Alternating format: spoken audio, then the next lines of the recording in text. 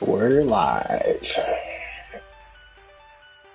Hello.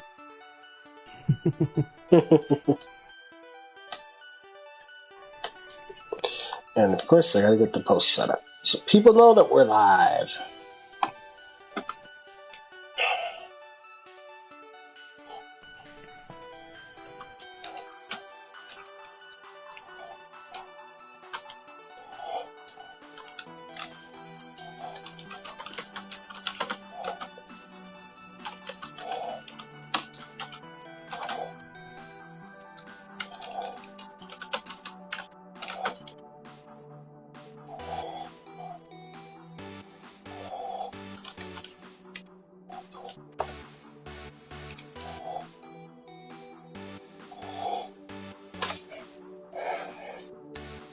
Yay!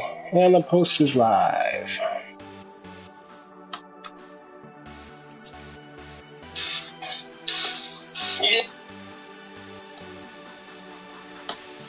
And once I post it on the away site, then we're away and running.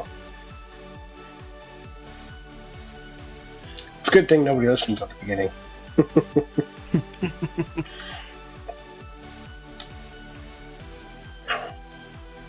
Because it's very interesting listening to me set up this stuff. Have you learned how to edit this out later? I know how to, yeah. I just haven't done it because I'm lazy. Lazy ass motherfucker.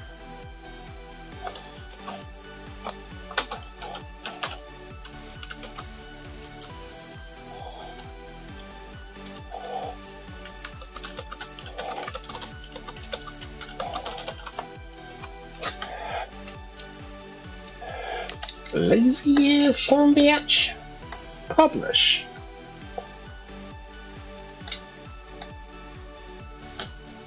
Alright, cool. Now that we're all set up on our personal Facebooks and the Opportunity Assassins Facebook, let's get a rolling. Welcome to the second episode of Opportunity Assassins TV. I'm Jake. I'm Jason. And today we've got a episode full of spoilers. We'll save those like we did last time to the end, or closer to the end, or later on. But yes, spoiler warning. Fair warning, there will be spoilers. And what will we be spoiling this week? Well, I finally got around to watching Game of Thrones, so we'll be spoiling the shit out of that. I finally got around to watching X-Men Apocalypse. So we'll be spoiling the shit out of that too. It's one of those lulls in TV season, so there isn't much else to spoil, really. Yeah. All my shows had their season finales last week. It's kind of traumatic, not gonna lie. Well, at least Sunday they bring some good TV, so... Yeah, for, what, 3 more weeks? 4 more weeks? 3 more weeks? They're on episode 7. Oh, yeah. 7, 8, 9, 10. 4 more episodes left to go of this season. Season 6 of Game of Thrones. I suppose then, yeah. Sundays will be a little bit more boring after that, but we still have, at least I still have, I don't know, anybody else who watches the same stuff I do. We've got right now, Sundays consist of Game of Thrones, Silicon Valley. Both of those are on HBO, of course. House of Lies, starring Don Cheadle and... That's still going? Yeah. Wow. It's still pretty good. It's not as good as last time I saw it was season 2, season finale. They're on season 5. Jeebus. So yes, it is still going. So I've been watching that lately. The series premiere of Preacher was last week, Sunday. Still have to figure that out. Episode 2 hasn't come on yet, so they didn't play an episode this last Sunday. So episode 2 will be this coming Sunday. Probably didn't want to have to deal with the NBA finals and NHL finals. Smart choice. And that's the finals with playoffs. Playoffs. Those are things. Playoffs? Let's talk about playoffs? Playoffs? What the fuck was that? That's them scoring a goal. That was a really fucked up break. Watch what this ball does. Whoa. And that person just happened to land perfectly and be able to get to the ball in front while we're still fucking flipping everywhere. Also today, we have Days of Concerts Past, Part 2. Episode 2. And what concerts will we be discussing this time? We'll be discussing Ozfest 2002 lineup. Yes!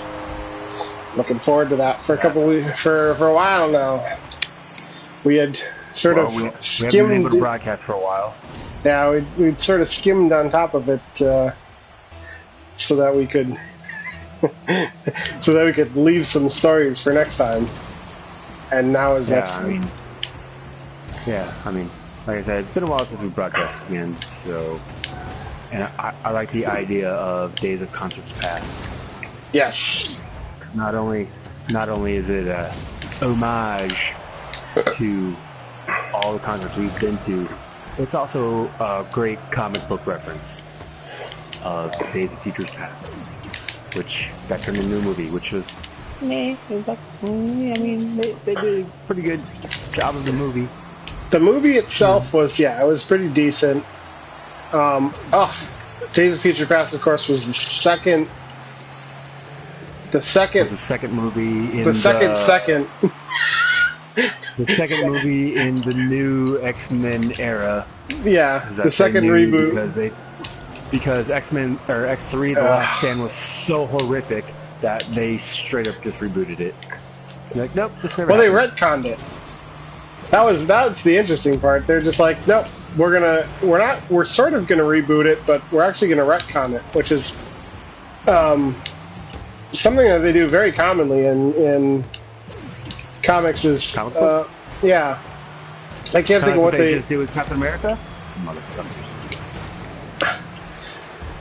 I can't be too mad. I didn't see actually the story. I just saw the one panel, so I don't care. But yeah, I mean, I don't remember what RET is short for, but con is short for continuity. So when they retcon something, that means that they change the continuity, but what is the new continuity becomes sort of a law.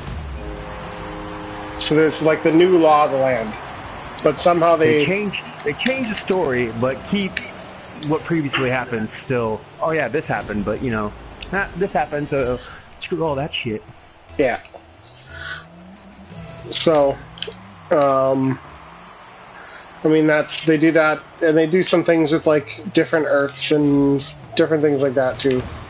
That's one DC. Popular way of retconning DC. They're just rebooting the whole series every 2 weeks. Yeah, DC now has come out with a DC Rebirth. Every character is getting a rebirth. But they're also bringing Watchmen into the DC universe. Yeah, I see that. But supposedly this is where they showed Robin's new costume, and it's like yellow. He looks like a human version of Bumblebee to me. Oh, god damn it! And I don't know how I feel about this. So I'm not a big DC reader, so I don't care. Well, I only saw it because I think it was. I only saw it.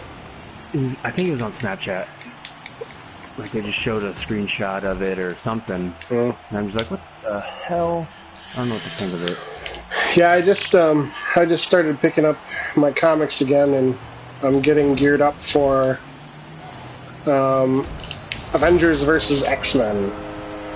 Just getting around to that event. So, and then in current events in comic book world, they're starting a Civil War 2. Which has Iron Man versus Captain Marvel. For all you feminists out there that Captain Marvel is female. Did you hear the rumor for the Captain Marvel movie casting? Got her name.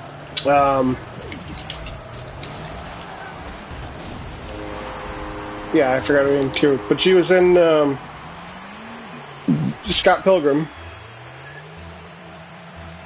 She played. She was in a bunch of movies. Nice. I just don't remember her face. I remember her face, but the name just get like her face is familiar, but her name is not so much. She's the lead singer chick of the one band in Scott Pilgrim. His girlfriend. Bro, I haven't seen that movie in like 5 years. Yeah, but she's the one girlfriend that comes back, and she's dating the bass player, Brandon Roth. Superman? Yeah. The vegan. Yeah. Yep. Sure don't remember her face in the movie. It's a good song. That song is a good song. The one they play at the concert there. But yeah, she's rumored to be in the running, in the top running for Captain Marvel movie. See? So, I was looking at her picture and I was like, you know what? I could see that. That could work. I don't know if she can really be, if she can come off as fierce. It's acting. She'll be fine. Oh, I'm sure she'll be fine. I mean, went into... Would you rather have somebody that looks fierce but can't act, i.e. Ronda Rousey, or this chick who doesn't look fierce but can act and potentially act fierce? Well, has Ronda Rousey ever been in a movie where she's talked? Yes, she was in... she was in Fast 7, but I don't remember her talking. Expendables 3. Oh, okay, I didn't see Expendables 3. Well, you're just missing out on 80s glory, man. Oh, I saw the first two. I just never got around to seeing Why would you watch the third one? I just never got around to it. It's not that I wouldn't watch it, I just haven't seen it yet. You know, for the first couple seconds, I totally forgot that we were blue. Like, I wasn't paying attention to the color of the car. So you were dribbling the ball, and I was trying to get the ball from you. Like, wait, there's 2 orange. What the I've done that before. I think I actually forgot what side we were on and scored a goal. Against ourselves. Yeah, I can see you doing that. Nice. Thank you. But, yeah. Is there anything else that you would like to discuss today? In Rocket League news, some more announcements have come out for the June drop. So not only are we getting a June update, we're also getting... I pulled up just in time. We're also getting some new DLC. New cars. 2 new cars. And I guess they're classics. Old. I guess they're classics from the rocket-powered battle cars. I mean, it doesn't really matter because they're going to do the same thing as all the other cars. Yeah, they're going to do the same thing as all the other cars. But I'm still going to buy them. Oh, yeah, I'll probably buy them too. I mean, they're $2. He missed her $2! Well, considering the fact that we got the game for free, thanks to PlayStation Plus, I don't have a problem giving them my money.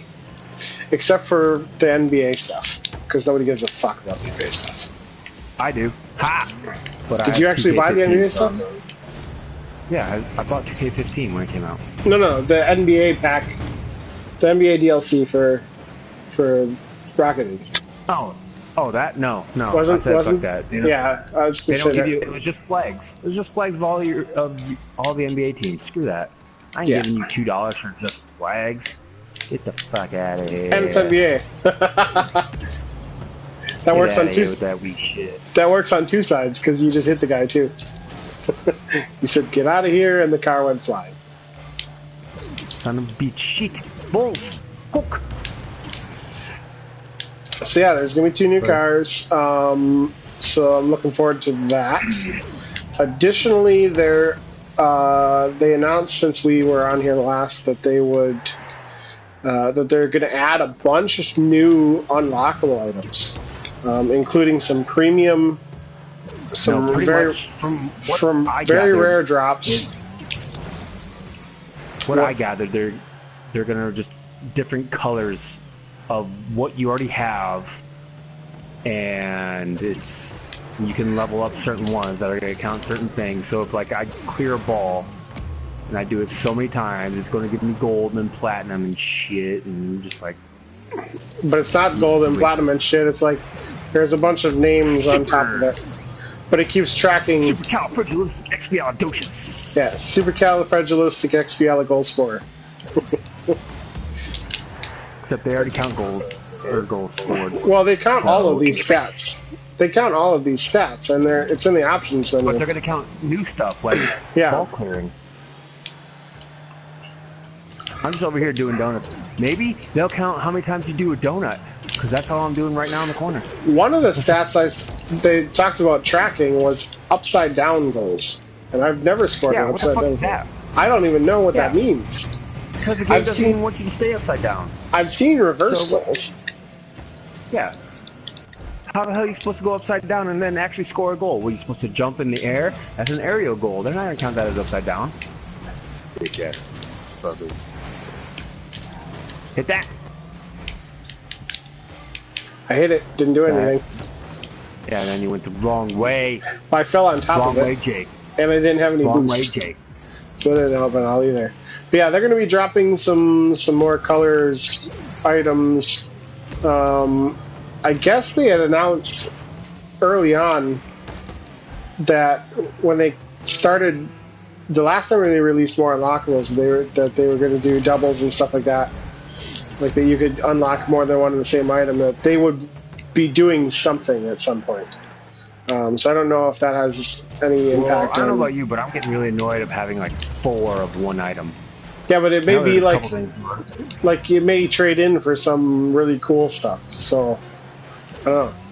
God damn it. Wow.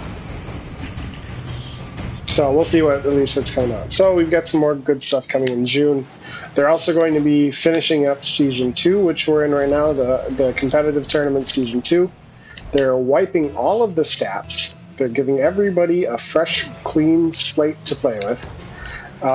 They're making some changes to the rankings and how the rankings match up in live games. So you can only be within a certain span of rank between the team members to play together. So you're not playing with like a level 6 and then a level 12 or something like that, but you can play with like a level 6 and a level 9, or a level 9 and a level 12, but not like a level 12 and a level 6. So it helps keeping... so we can really get our asses kicked. It helps, it prevents us from being outmatched by like one player who's like so heavily weighted, but they're playing with somebody who's so lightly ranked that they end up coming and matching up against us. So it should help with that, they said. They don't know how it's going to shake out, so they're going to see and adjust on the fly, but they're hoping to make it so you don't like sit at the same rank for too long either. So we'll see. Season 3 starts up after, I think, the end of this month. So that's when all the new rules go into effect. North. But I think that's all the news that I saw that I wanted to cover.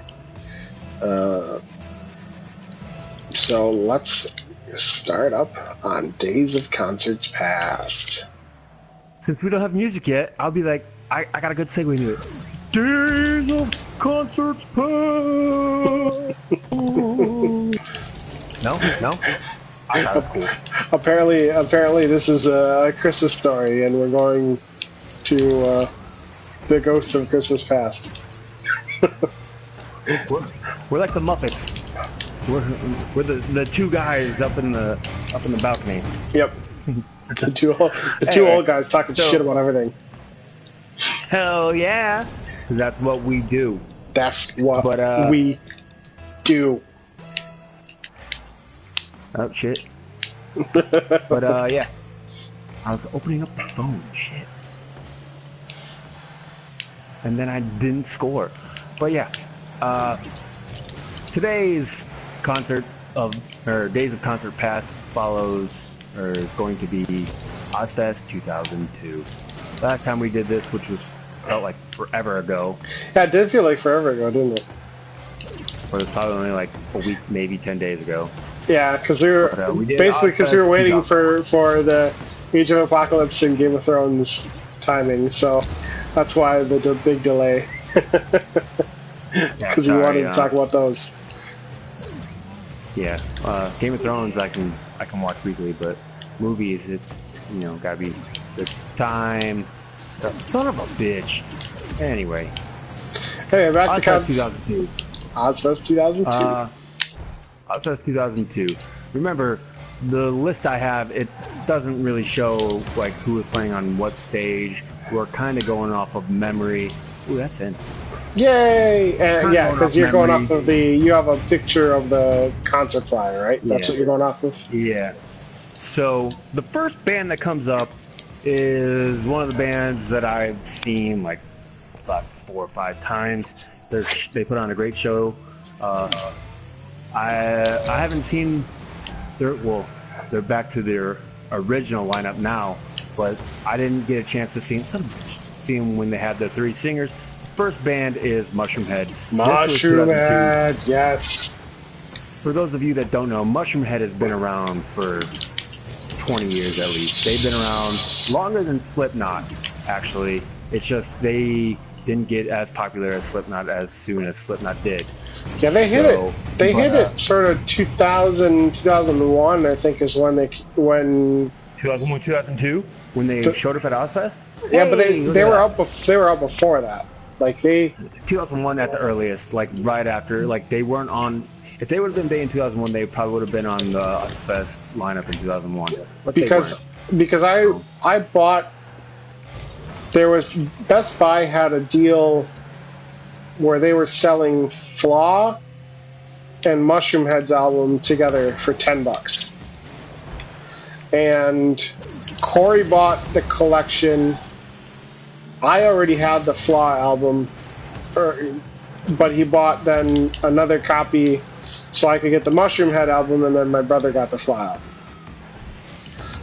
And so that was, I guess, I don't know if they must call it XX. I don't know if that's the name of the album, if it's 20, but it's 2 X's. So with some really great songs on it, and so that's how I got to learn Mushroomhead. Mushroomhead's big single going into Ozfest that year was "Solitary Unraveling." Oh, so good! If you watch the video. But it's a good video. If you know about Mushroomhead, you know what I'm talking about. But they always put on really good music videos. They put on just a hell of a show. Period. Oh yeah, I got to see them at Hooligans here in Jacksonville when Waylon took over, and watching them play from Simple Survival, all the stuff off of that one. That was a good time. They're a lot like Slipknot in the fact that they have like 8 or 9 members and like 3 drum players. A DJ type deal. Guy does fucking keyboard, stuff like that. So, yeah, they've got a very similar band lineup to it, and then they also caught a lot of flack because they do masks and stuff. But son of a bitch. Yeah, I mean the original lineup had like I said, the original popular lineup was with J-Man and Jeffrey Nothing. So Jeffrey Nothing and J-Man. Yeah. And then I guess J-Man had some family or like some family, not problems. I think it was his dad was sick or whatever, or was dying. So he went and spent time with his father and stuff. I mean, that's what I remember hearing. I don't remember hearing anything. I just knew that he left. I remember hearing like his dad was sick and he wanted to spend time with his father. So makes sense. We'll stick with that. Stick with that. So yeah, he left and they brought in. If you're listening to us, you get a chance. Check out Mushroomhead. Check out their concert. It's a good time. Yeah. It's a good time. Great show. I actually saw one more related. I saw them at what was then the Annex in Madison. So one of those close-up venues, small venues, and there's at the Annex. There's actually no barrier between the crowd and the stage. So for Mushroomhead, go ahead. No, I was gonna say. So funny story about Mushroomhead. So there we are, back in like 2000. No, Jake was in. This was in Milwaukee, so this is like 2005, 2006. One of the years you were at MSOE and you weren't in Germany. Mushroomhead was playing. They were there. I don't remember who they were there with, but they were almost done with their set, and all of a sudden they start playing Seven Nation Army by the White Stripes, and I just watched Jake go, "What the fuck?" and starts flipping off Mushroomhead. I'm like, really, bro? Really? It's not that big of a deal, but okay. So, that was funny. Mushroomhead story about Jake. That was when I just randomly hated White Stripes for no reason. Now I actually like. Back when we were uncultured swine.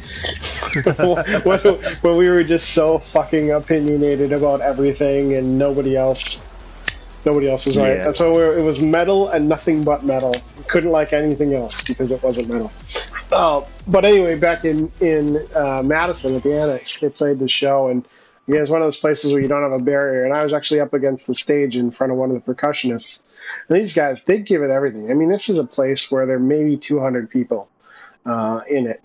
And the percussionist, he's beating the fuck out of the drum, and he beats the fuck out of the drum so hard that he actually smashes through the drum head up on stage. It's like, holy shit, these guys are giving it their all. It's a really small venue, but they've done so good.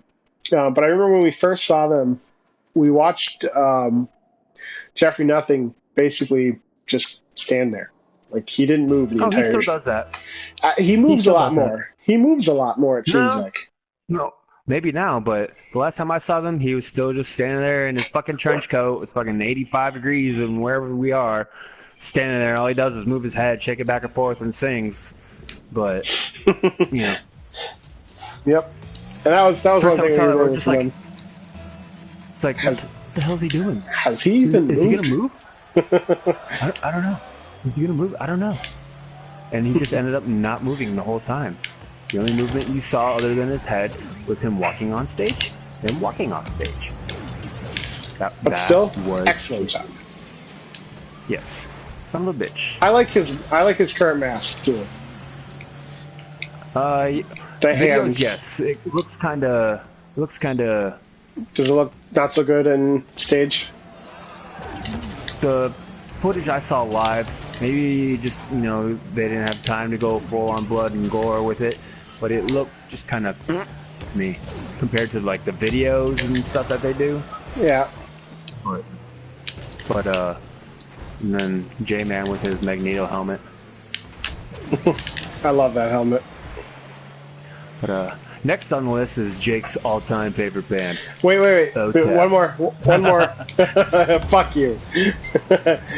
If you watch season 2 of Flash, the mask that Zoom wears looks so much like a fucking Mushroomhead mask. That was the first thing I thought when I saw Zoom's Yeah, it actually costume. does. It looks like I'm like, that dude almost looks like the DJ guy. Yep. I was like, that dude's straight out of Mushroomhead. So now go on to fuck OTEP. Yeah, there's OTEP. We already know Jake's views on OTEP. This is when we still were all like, nope, they suck, can't understand, they sounds like a man, nope, you're horrible. No, yep. Although, I will admit, son of a bitch, I will admit, I did like their music, like their actual like instruments and stuff like that, how they sounded. Yeah, I mean, most of the time the bands are like really good if you take away the vocals. And that's the case with OTEP for me. It's just like the music. Since last time we talked about OTEP, have you checked them out? No. Nope. Ignorant fuck. Yep.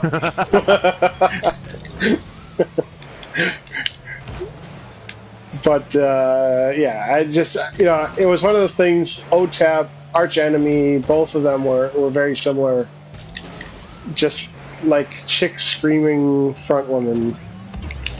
Chicks screaming deeper than dudes. Yeah, it was sort of weird stuff, but Arch Enemy has a new lead singer, and she's not as deep as the original. I want to say the original was Angela Glasgow. I don't know. The new one is, I think her last name's like White Glow or something like that. Like the last, yeah. So, fuck. Anyway, Next. I'm not gonna lie. There's a lot of these bands, smaller bands, that I just straight up just don't remember seeing. Switched, don't remember them. Oh, that name sounds really familiar. And I'm trying to think, because I think that's like the Jägermeister. Switched with one instead of an I. Yeah. I think it was the Jägermeister sampler must have been from that year. Has that Switch song on it. But I don't remember yeah, seeing them either. But the name sounds familiar. the only reason why I remember this next band, and they really started the craze of me hating MTV and all this garbage that plagued fucking MTV and the radios and stuff for years, and I'm glad they're finally like phasing out. The only reason why I remember this band is because, well, one, they weren't that good. They only got on there because Kelly Osbourne was dating the lead singer. Oh. The Used. They got. I put it along the lines of what Billy Corgan was saying to the crowd when they were moshing, and he's like, "Nope, you can't mosh anymore. I said so when they're moshing at Ben Folds 5 concert, stuff like that. Nope, no more moshing." I'm just like, "Fuck you, Billy Corgan. I fucking hate you. I hated him before then too." Yeah, but it's Billy Corgan. Billy Corgan's always been annoying. But this band is called The Used, and the lead singer, I don't remember his fucking name is, Bert something, I think. I don't know. Yeah, Bert something. That sounds right. Brian, my brother was into him. I remember he that. got the whole, like, the crowd was like just not sitting there, not doing anything, and he starts flipping out the crowd like, this is what you do when you want to say hi to the Used. This is our sign. I'm just like, you fucking suck. But people are just, whatever. Yeah, they were really big then for some reason. Like says the sort of the MTV thing. It's like proto hipster. Yeah. God damn it, Jake! You were in my way of clearing the wall. You were in my way of saving the ball from going in. You're lucky you didn't. Ah, you hit it too far.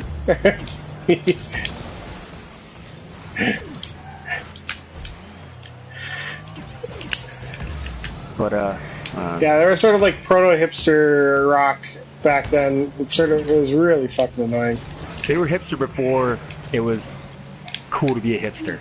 The people that went on to be hipsters really dug the Used. Yeah. So is Brian a hipster? No, he learned. He corrected. Yeah, if you listen to like Panic at the Disco, fucking Fall Out Boy, fucking all that garbage, My Chemical Romance, that garbage. Although they did have a good but that was more like emo. Well, The Used was the forefathers of that movement. Yeah. Glassjaw is the next band. I think I remember I had downloaded a couple of their songs way back in the day just because, like, oh, we're seeing them. I got to see how they are. I don't remember what they sound like. That was fucking 14 years ago. Yeah, there's a Switch song on the Jaeger music. Oh, can you hear it? Yeah, I can hear it. Called Spread. But I haven't heard of them since 2002, so I'm assuming they're no longer around. Yeah, I don't think I've seen them. After Glassjaw is somebody who's always entertaining and always tells people to party hard, puts on a great show, beats the shit out of himself, Andrew WK. I don't Andrew remember. WK is. I don't remember him being at Ozfest. I do. You probably off doing whatever. Because there's a bunch of times where we just like split up. But I remember Andrew WK.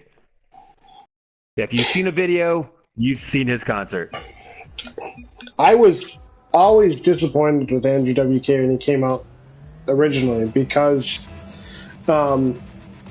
there's 3 guitars, I think, on Andrew WK's band, and they don't sound heavy at all. Like that was always the thing that I had. He went more for the techno metal sound, man. You know what I'm saying? But it was very strange to me. It was like, this dude is supposed to be like all about the hard rock, heavy metal, party, like every song that he ever does is party. But 3 guitars, and it didn't sound like that he had 3 guitars. It sounded like he had maybe a guitar and a half.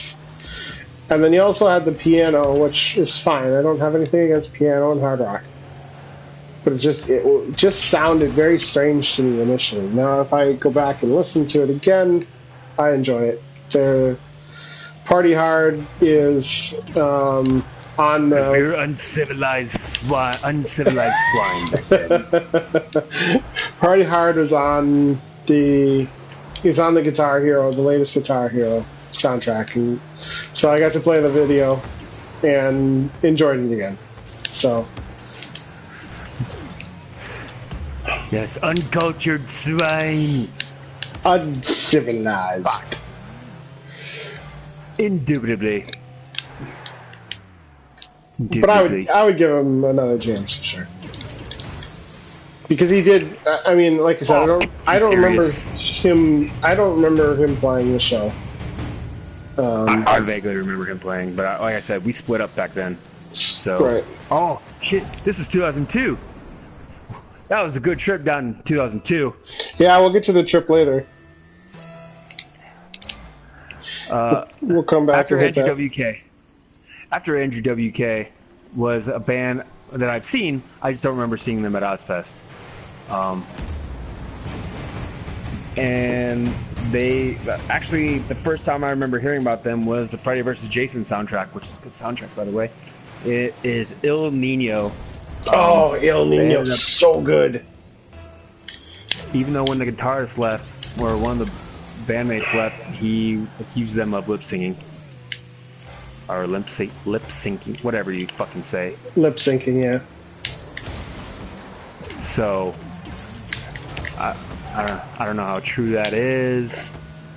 I've only seen El Nino once, and it was a good show down in Milwaukee. With Flaw at the Rave. They played the small stage downstairs. That was... Yeah. I remember Element 80 playing. Element 80 was good. The lead singer from Element 80 ended up going to be the lead singer of Blood Simple, which has some pretty good songs. Oh, come the fuck on. But, yeah.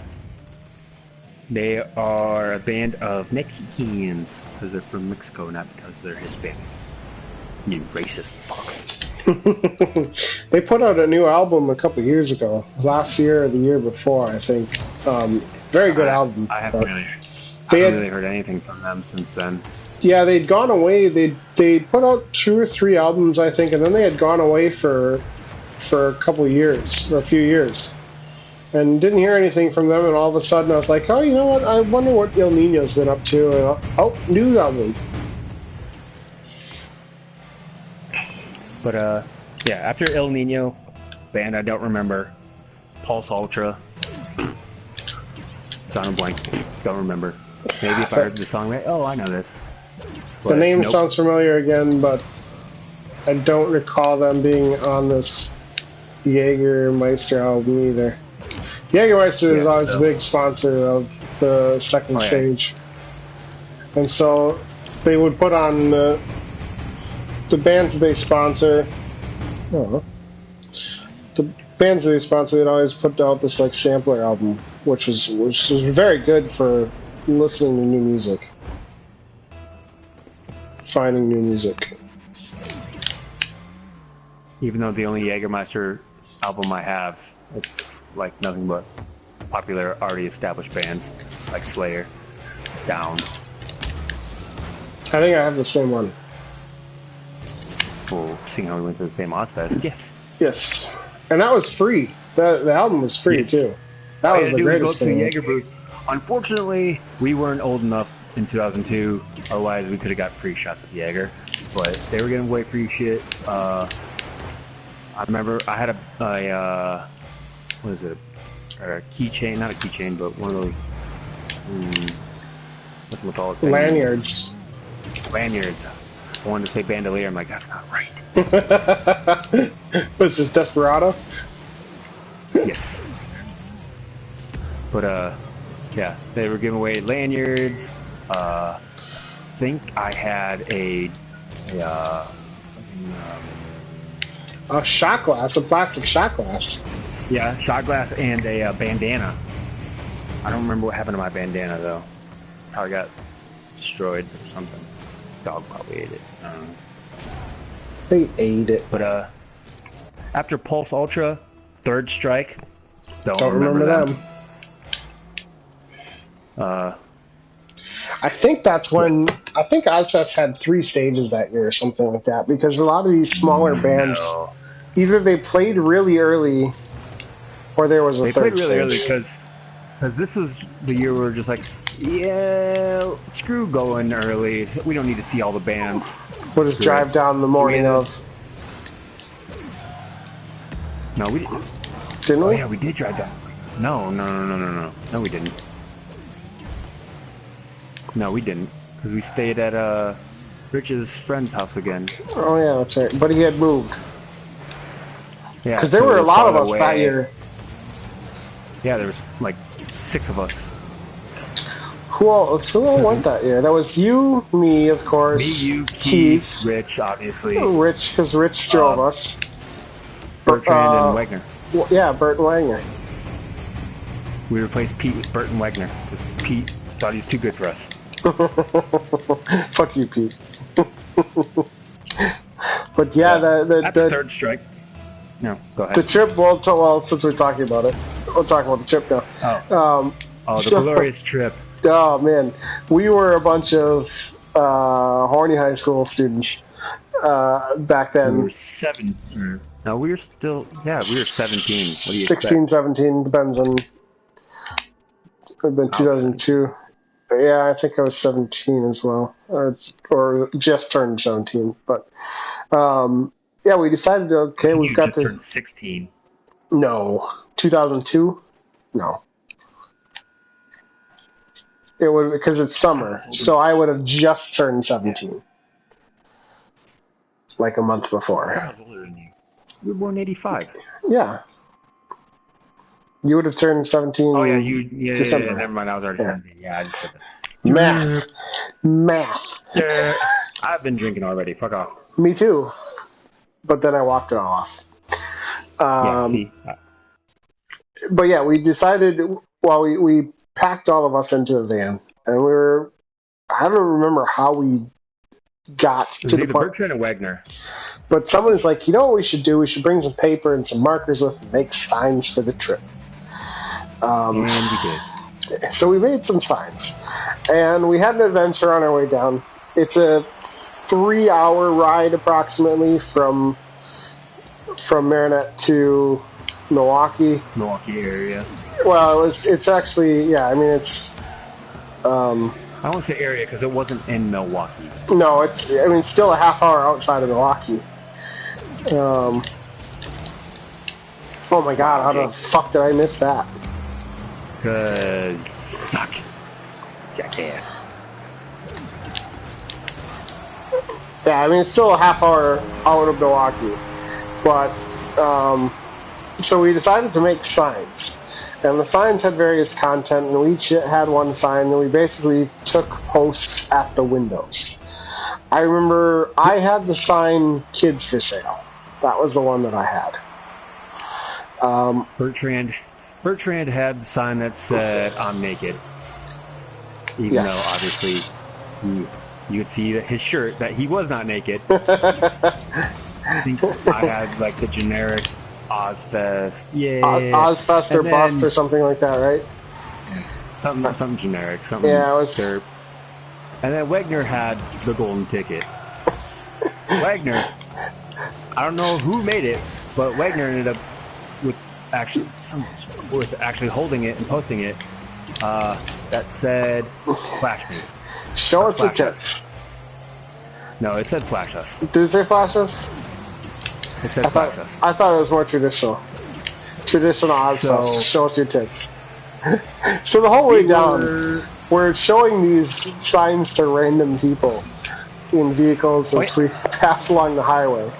I remember there was one couple that or one group of people that was following us in a van. Yeah, another van.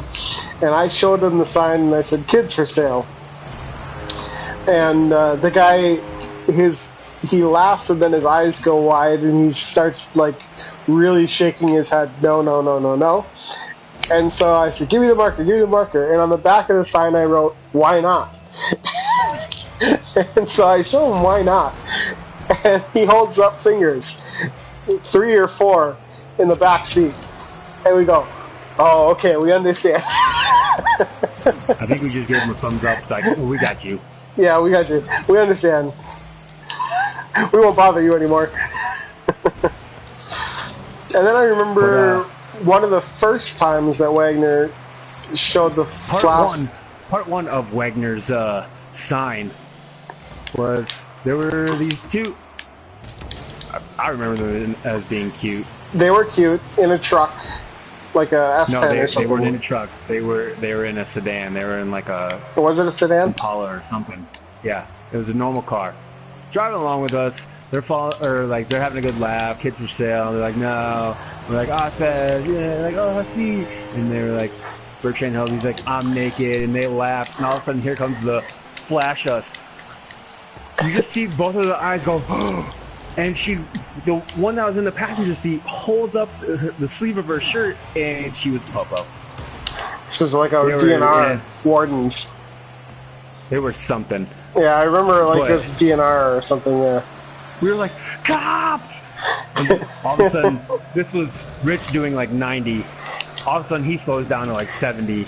And the speed limit was And we're like, oh shit, oh shit, oh shit, oh shit, oh shit, oh shit. But they just They sort of drove laughed it off. Yeah. They drove off, like, wow, that was close.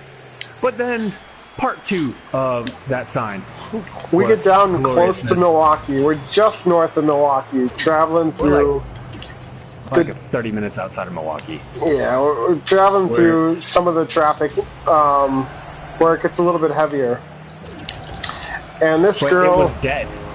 No, it was dead when she did this. Well, that's where that traffic gets heavier. Typically, when you're driving down to Milwaukee, but that's about where it was.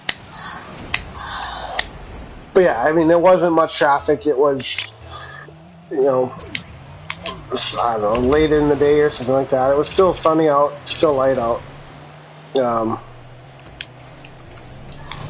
But yeah, we see this one chick, and So she's once again, we're holding up signs, getting her to laugh, all this fun stuff. She was pretty cute. I'll give her that. She was pretty From cute. what I She was remember. driving some shitbox college I automobile. think she was driving a Volvo. It's like a think it was a Toyota or boxy car. I think it Volvo. was Yeah. I think it was a Volvo. Anyway, we do the whole, yeah, I'm naked, haha, she's laughing, everyone's laughing. All of a sudden, like, we were going faster than her, and then all of a sudden, out comes the flash us. And she does, with her finger, the come here sign.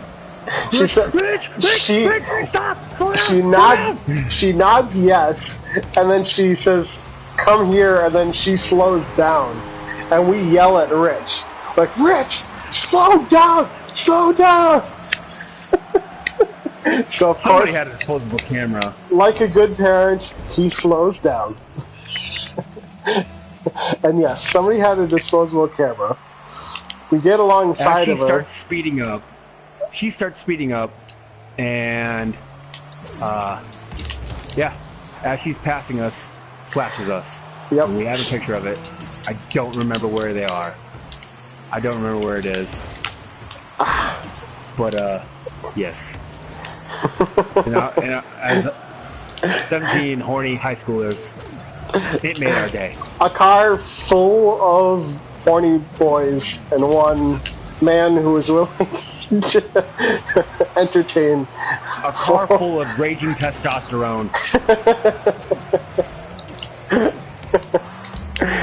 Yes, that was a lot of fun. In that, no offense to Jake, no offense to you, in that van, Jake was the only one who wasn't in a sport. That's true. I didn't do sports. So there's all of us. All of us with raging hormones.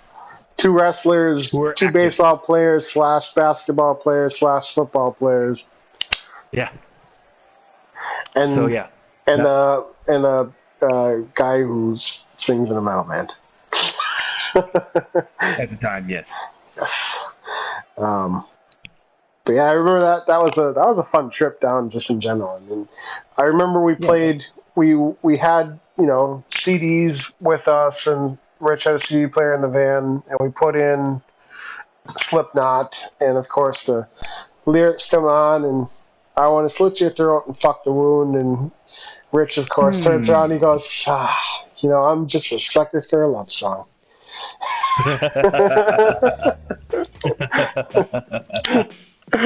Oh, that was good story time. So yeah, that was also 2002 was the first time we watched UFC. Because this was when Chuck Liddell was first getting big, and he fought Tito Ortiz, and this is when he really fucked him up, I think. Oh yeah. One of the first times. That was the first time we all watched UFC. But we didn't think anything of it. It wasn't until later when me and Wagner went down to a concert down in Milwaukee and stayed in your dorm room that Wagner brought tapes of like UFC 1 and 2. No, that wasn't at my dorm room. We actually watched a bunch of UFC at Rich's buddy's place. No. Yeah, that's what I'm saying. I'm saying when we went to Ozfest was the first time we saw. Oh yeah, okay, that's UFC. right. Yeah. But it wasn't until we saw like UFC or Wagner brought. Yeah, UFC that's when we saw 2. like the Tank. We got introduced to Tank Abbott and all that stuff. Well, I already knew Tank Abbott from WCW because I am a wrestling fan. I'll admit it. I don't care. Was he WCW? I don't know. Yeah, he was in WCW for a while. I didn't know that. And his finisher was punching people and knocking them out. That's also his finisher in the UFC. So you did UFC? Yeah, that's right. So we went down there. That's right. We went down there and we watched some UFC stuff and. Good times. Good times. His buddy had just like moved into that house, I think, because I remember in the basement where we all slept was pretty fucking empty. Just like a couch down there, and I thought there were some bedrooms and stuff. I thought we were downstairs. It may not have been his basement. I don't know. I remember there being an upstairs and a downstairs. I thought we slept in his living room. I don't know. Because we were there 2 years in a row. We stayed there. We were there almost every year we went down. Yeah, but there was one year where we actually drove back. That may have been that year. 2006 when I didn't go. No. Oh no, I think you're right, because there was one year where we actually drove back, and after the Ozfest. No, when we got done with the concert, Rich would always just drive straight back. We'd only stay there for the day before. Oh, okay, that's right. It all runs together after a while. Well, fuck, it's been 15 years, bro. It's 2002. That we can remember just the fact that we remember people playing. Shit. It's 2002, so it's only 14 years. Don't accelerate time, asshole.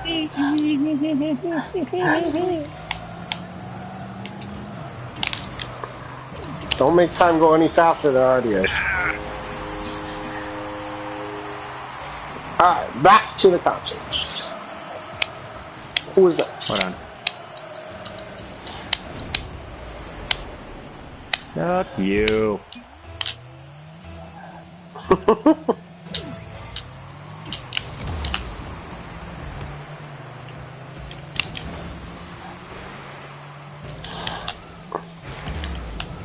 What are the consoles? Hold on. Bitch, I was playing the ball. Don't play.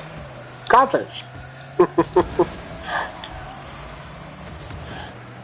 Next up would, if I remember right, would be the band we talked about when seeing Mushroomhead. Flaw. Oh, so good. Flaw was a good band. I've seen Flaw 3 or 4 I heard times. they made a comeback. Heard they made a comeback. Don't know. Haven't heard any of their new stuff. They have an album coming out in August, I think, when I looked last. It lands in August. They signed with a new record label. They've got new representation. The original lineup is back together. Because they've gone through a few lineups. There was a lot of drama in like 05 or 06 with Flaw. After they did their second album, there's a lot of drama around Chris Voltz, the lead singer. And the band split. Of course, he's the lead singer. He's got to cause drama. Well, the band split, and then he, like, they found new drummers, and I know the drummer was new. I don't know how many other people were new in the band too, but this was the same. I think this is the same show as the Mushroomhead show, actually, or it could have been a Flaw show, also at the Annex. And I remember talking to the drummer afterwards, because they basically just hung out and drank beer and stuff with the crowd after the show. And I was talking to the drummer, and he's like, yeah, we're going to be putting out our third album pretty soon, and we kept in touch on bringing it back to the old school MySpace. And he's like, yeah, we're doing the third album. And then shortly after that, there was some more drama around Chris Voltz again. And so they had broken up again. And after that, they sort of went on hiatus or broke up or whatever. There was all this like drama and shit that was going on. And I had heard from the drummer guy that most of the drama was bullshit. Like somebody was out to get him. But there's a lot of shit going on with Flaw at that point in time, and so they broke up. But now they had announced like last year that they got back together with the original lineup and were recording a new album and to be out sometime this year. And originally I had seen that it was going to actually be out in like April, and when I looked last time, because I hadn't seen anything on it, it was like August. So I think the album is due in August, and I can't fucking wait.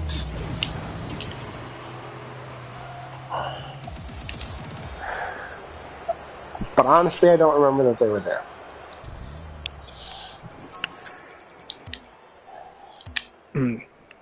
This band I remember because I had just gotten into.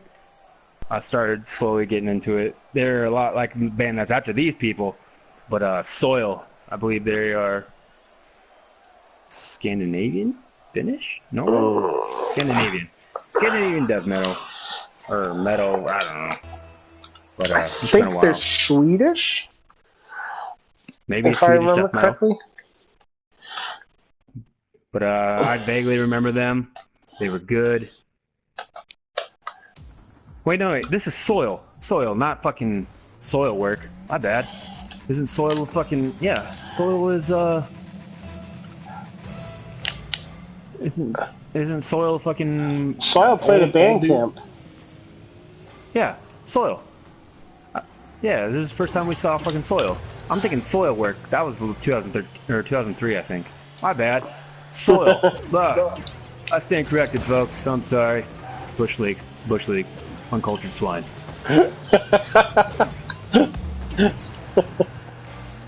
But yeah, Soil. This is when they're obviously this is when they're first getting big. They haven't been around that long. Well, 15 years now going on. Yeah, and the lead singer from Soil ended up going to be the lead singer for Drowning Pool for a while. Drowning Pool, which they made some pretty good songs, and then he went back to Soil. And They're then fibs. Soil, while Soil the guy went are to fibs. Drowning Pool, Soil went to their original lead singer, And then they went back to the guy they got big with, and yeah. They're Fibs. They're from Illinois, from Chicago. Wait, are they Fibs or are they fish tabs? Do you know if they ever have a boat? Do you know what a fish tab is? I know what a fish is, but I don't know what the tab part is. Fucking Illinois shithead towing a boat. See a lot of them around the brown trout derby. I was at dinner tonight with goddamn coffee.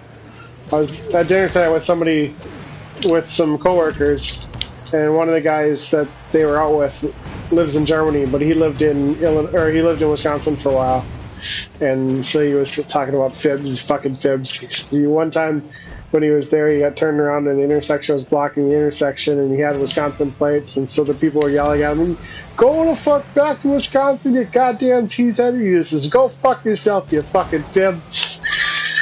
Damn straight. The only time it's acceptable to say fucking. Fucking Illinois bastards. That's what Fib stands for, if you didn't know. Fucking Illinois bastards. Damn yous. And it's one of the only times you can say fucking twice, and it's the only other appropriate time where you pronounce the S in Illinois. So it's kind of like French? Sure. Bring back some French. Yeah. I remember, because when the lead singer for Soil went to Drowning Pool, we called him Drowning Soil, so that we could keep him straight. Oh yeah. My bad for, no! So Work, on the other hand... Soil Work, they weren't there that year, they were there in 2003. The next band was probably one of Jake's favorite bands in high school, Meshuggah. Meshuggah. The first band that I ever heard of that had an 8-string guitar. They didn't have any bass players. They had 8-string guitars, and they are definitely Swedish. Oh yeah. And they are all about you can't understand what he's saying either. What they call math metal. That's what they ended up being sort of branded as, math metal, because their rhythms are just so fucking nuts. Like trying to headbang, you can't headbang to Meshuggah. Well, you can for a couple of bars, but then they change the time signature, and then you're really fucked. But interestingly enough, yeah, the album that they had played to support at Ozfest was like their 3rd or 4th album, and it was Chaos. They've been around for a minute. They've been around for a long time in Europe, but they hadn't really broken into the States. The album they were touring to support, I believe, was Chaosphere. And I bought Chaosphere at Ozfest because Meshuggah was so good. And what was really funny is that the following album, the follow-up album to Chaosphere, is an album called Nothing. So in the CD, you'll like nothing and you'll like it. They had the flyer that says "You'll buy nothing and you'll like it," or "You'll get nothing and you'll like it." But yeah, Meshuggah is my friends here who are like way into death and black metal and thrash metal and grindcore and all that. They all really dig Meshuggah too. So there's a bunch of really funny videos relating to, like, I don't know, it's like animals singing Meshuggah or something like that. Oh god. So moving on, the next band, I only remember them because of their lyric of their main hit. Well, their main hit was "My Friends Crush You," but the next lyric in that song by this band was "They Shit on You." The band is called Neurotica. Right. Neurotica. Oh my god, that's a name I haven't heard in forever. Probably since we were at Ozfest. Probably because they have a song saying "My friends shit on you." All my friends crush you. Yeah, they shit on you. So, yeah. Man. I mean, they sounded good, they had a catchy line, but they didn't really go anywhere. That's all I gotta say about that. Yep. I just remember them coming on, and they started saying that, and me and Jake, we're all just like, did he just say that? Shit on you? Well, I don't want to be your. I don't want to meet your friends. They shit on people. I don't want that shit. The next band is a band that I have already dubbed Your Girlfriend's Rock Band. One of Jake's favorite bands, Chevelle. They had just gotten big off of Red. Yep. What? Fuck. They are also Finns. Red. Explains a lot. But they played that year. It was one of the first times where I saw a band with like 3 people. I don't remember. Yeah, the 3 brothers. Although right now it's 2 brothers and 1 third guy. They fired one of the brothers. I should have been talking shit. maybe the brother they fired was a Packers fan.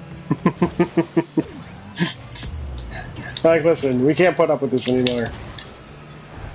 We can't have a Packers fan on our fib team. Yeah, we can't be fans of winners. Thanks, guy. For fuck's sake! But anyway, now it's Red, and it was Chevelle. Closure, I think, was the other one. Yeah. Or Son of Pain. Well, there's a few like singles off of that first album. That's pretty crazy. Yeah, but by the time they played Ozfest, it was only like 2. Yeah. Fuck. I was too deep into the goal and facing the wrong way. But that's a good album. After Chevelle.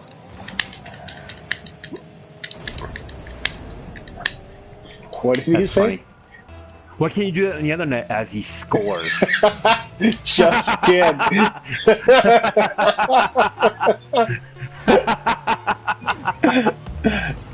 Fuck you. Wow. They're fighting each other. That's the first. And next after Chevelle was, the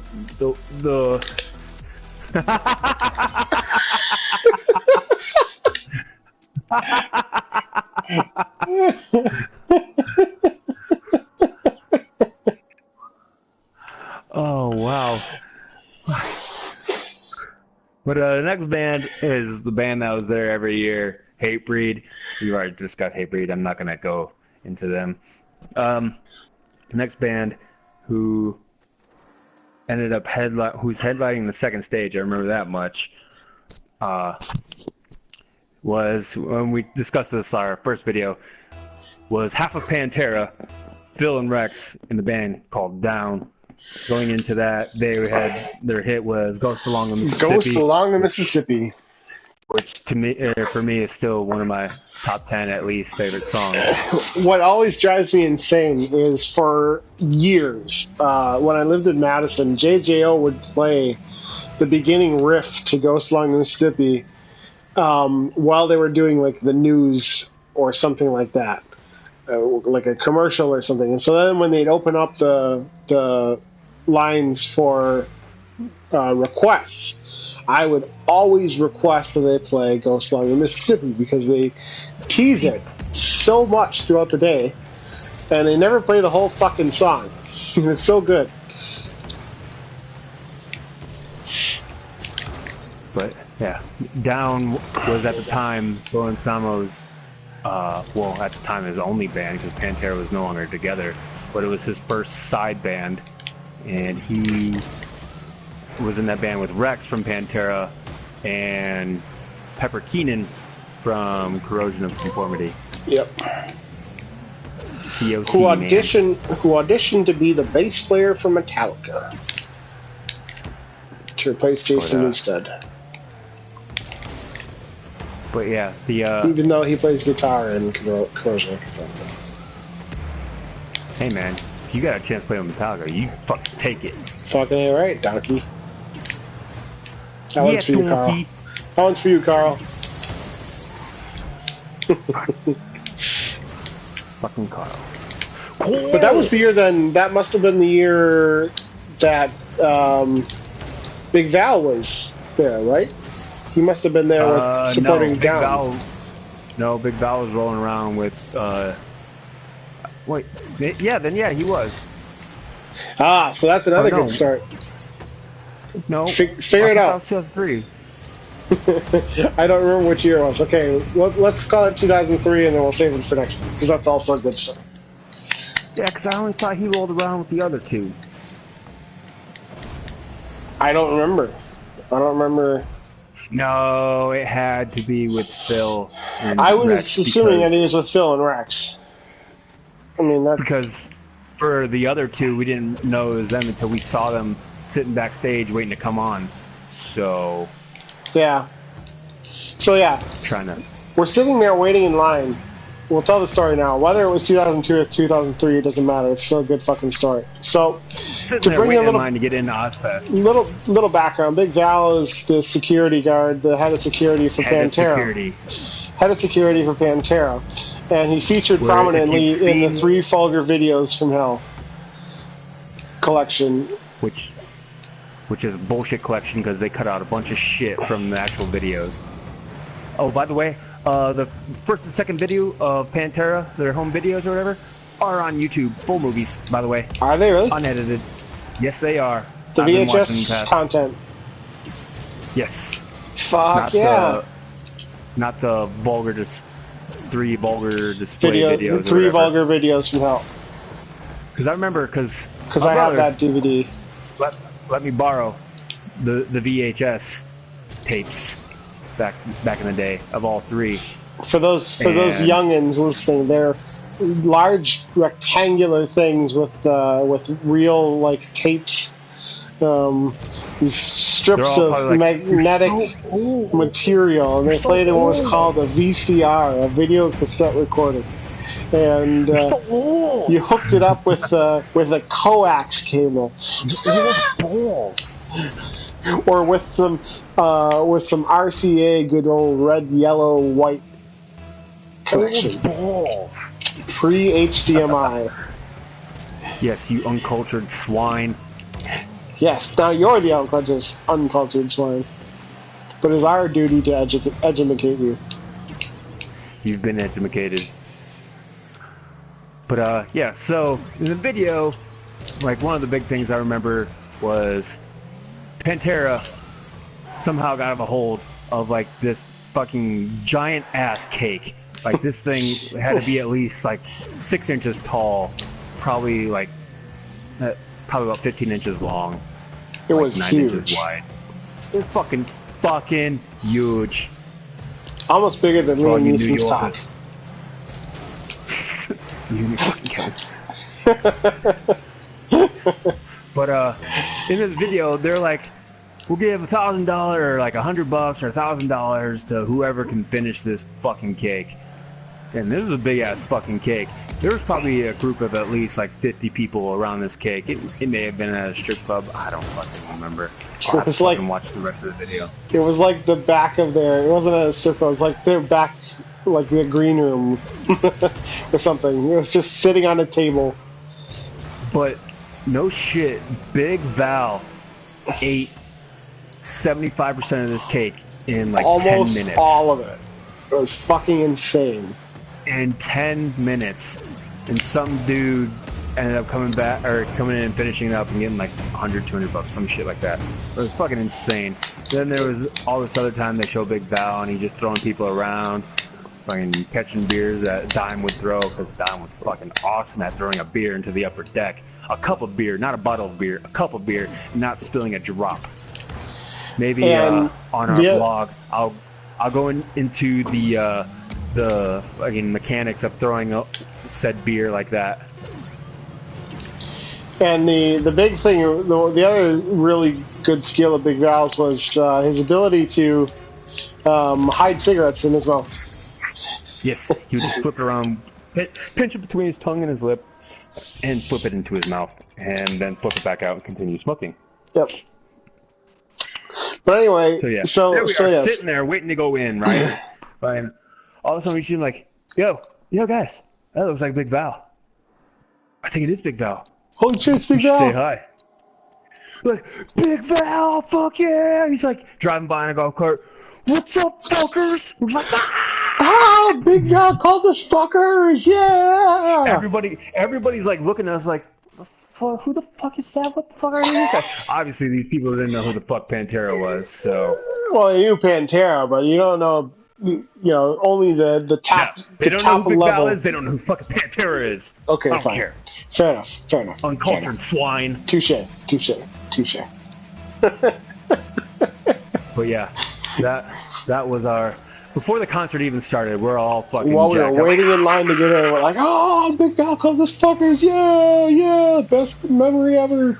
We splooged before we even knew what splooge was. And it wasn't the topless girl in Milwaukee that did it either. No, that It was Big Val calling us fuckers. It's an honor. I mean, we were more, I'd say, happy that the girl did that than fucking the way we reacted when Big Val called us fuckers. Because pair of boobs, fucking pair of boobs. I mean, It was a one-hand. I want to see more of them. It was a one-hander because she was driving. Yeah, boobs are beautiful, and I want to see more of them. Something I used to say back in high school. Never worked for me though. Or as Ron White says, once you see one pair of boobs, you want to see the rest. Good story. But having Big Val say, "What's up, fuckers?" I'm never gonna get that again. Nope. Ever. Ever. Hell, is Big Val even alive? I have no idea. Wait, who? Is he with fucking Hell Yeah? Is he the head of security with Vinnie Paul? I have not. Yeah. I have not seen that. He could still be trapezing around with Down or Superjoint. So. Maybe, I don't know. But he could have retired too. Big Val was. There's a reason why they call him Big Val. He's a big boy. He is a big boy. He, as my high school as my freshman football coach would say, he was a wubsy. Mr. Parkovich. He was a wubsy. Got a few Okay. wubsies. Means he was fat. No shit. Anyway, He's not fat. He's big bone. after Down put on a good show. We're all like, hey, let's go see half of Pantera. Yeah. And that's when Phil could still do stuff Yeah, before Phil fucked up his voice. and got fat. Yeah, well, when a lot of people when they kick drug addiction get kind of big. Heroin's So a I've hell of a noticed. drug. Heroin, fucking pain pills, alcohol. But yeah. He's a bit of an embarrassment to metal these days. Lately, yeah. It's not only his racist saluting white power and stuff at concerts, but just what he talks like. I just can't stand him anymore. Yeah, there's a lot of people like that. But moving on. Next person who was playing while Down was playing, who was always starting off the main stage. Because, we had to play with Ozzy later. Black Label Society. Fuck, we didn't get to see Black Label Society. Actually, no. 2001 was I think the only time we got to see Black Label Society play. No, I don't remember seeing. I don't remember seeing DLS playing until much later on, like a couple of years in, because they moved. You want to know why? Because they were like the co-headliner. Because in the middle of the song, fucking Zakk Wylde's playing, the Black Label Society's playing, all of a sudden they just stop, and Zakk Wylde's like, Limp Bizkit still sucks dick. It's like, and that is on the album. Okay. On the album I have. But and I later seeing on, that. later on, they were like the co-headliners. Like when Sabbath played, Black Label was like second to last or third to last. So I remember seeing them more times. Maybe. I don't know. We'll find out on other episodes of Yes, Days of Concerts Past. Yes, we are. But yeah, they played. Don't remember. Didn't get a chance to see them because we were watching Downplay. And then the band that played after Black Label Society. They started off. You could kind of call them your girlfriend's rock band. I mean, they were definitely a product of that time. But they mostly were big because the lead singer was half brothers with Jonathan Davis.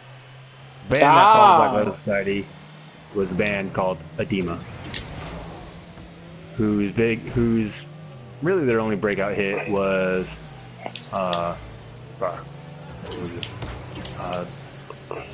Giving In. Get in there. Giving In was their giving in to you. But yeah, when you hear him sing, you can definitely tell that they're brothers. Yeah. They both have that weird whine. I'm not saying it's a bad thing. Bought I have two the first of their albums, I think. And then I like their first album. I think I deleted them. But because for whatever reason my computer would like to keep playing it over and over and over again. And it's not really that good once you hear it 1,000 times. It don't hold up. Yeah.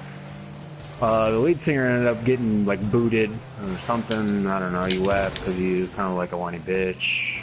And then they ended up getting a new lead singer who I remember at the time hearing he used to be a Marine. It didn't really matter to me back then because this is before I even considered fucking military and stuff like that. Anyway. Next. Hold on. Next picture. Oh, we gotta do a segment on that. Hi, Professor Bucket. That was an awesome website. I wish they never went away. After Edema was Drowning Pool. This was Drowning Pool was full force, full go, fucking. They finally got other hits other than Bodies and shit. And they're somewhat listenable. But that's a word. They put on a great show. And then 3 days later, the lead singer died. Dave from choking on his vomit. He had a heart problem. He had a heart problem. He had heart disease or it was a genetic heart disease or something. He ended up vomiting and choking on his own puke. Yeah, he died August 14th, 2002. Yep. Yeah, because Ozfest that year was on my dad's birthday. I was like, sorry, Dad, I'm going.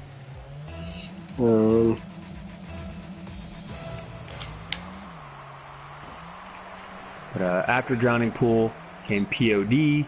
They were getting big off of Youth of the Nation and what is it? Is it Alive or So Alive? Alive. But I actually bought that album. I like that album. They had a lot of good songs on it. Yeah, Alive was really good. I mean, POD is, Christian rock band. We talked about them a little bit before, but they're not so preachy, so you can get past that fact. Like, yes, it's very much in the lyrics of the songs. And they were so worried about being stigmatized as a Christian rock band that they straight up just denied it. Straight up just like, no, it's not. No, we're playable upon death. No, it's not. It's like, really? You're a Christian rock band. Deal with it. You sound good. Leave it alone. Eventually, that was one of the nice things. It's sort of like some of the Christian rock bands break out into mainstream, and they can still do that without really being so worried about it. Like Flyleaf, for example, very much Christian rock band. Very, very much Christian rock band, but it didn't affect their music at all. Like, it was still very good music. Push it down your throat. Like Liam Neeson's cock. Nice. From 3 miles out. Damn it! Yeah, After POD. I mean, I remember seeing them. I forgot that was at Ozfest. Yeah. That was... Were they at 2000? No, they weren't at 2001. No, they were. That was the only time we saw them. That was the first time I saw a band play with bongos. And no, not naked like Matthew McConaughey. Alright, alright, alright. You know what I love about high school girls? I keep getting older, they stay the same age. I get older, they stay the same age. Yes, they do. Yes, they do. But yeah. So yeah, that was POD. POD. After POD with Rob Zombie. Now this is when he still had full-fledged fucking stage. He still was doing the whole right, or still going strong with the Dragula Hillbilly Deluxe type deal. I mean, it was a good show. I'll give him that. I mean, he sounds good live. I don't know about he sounds right now. Good, yeah, I think he still does pretty well. I mean, this is all pre-movie career too. Yeah, either he was. Yeah, because I think he did Ozfest and then he started. Yeah, I think he did House of a Thousand Corpses after that. Yeah.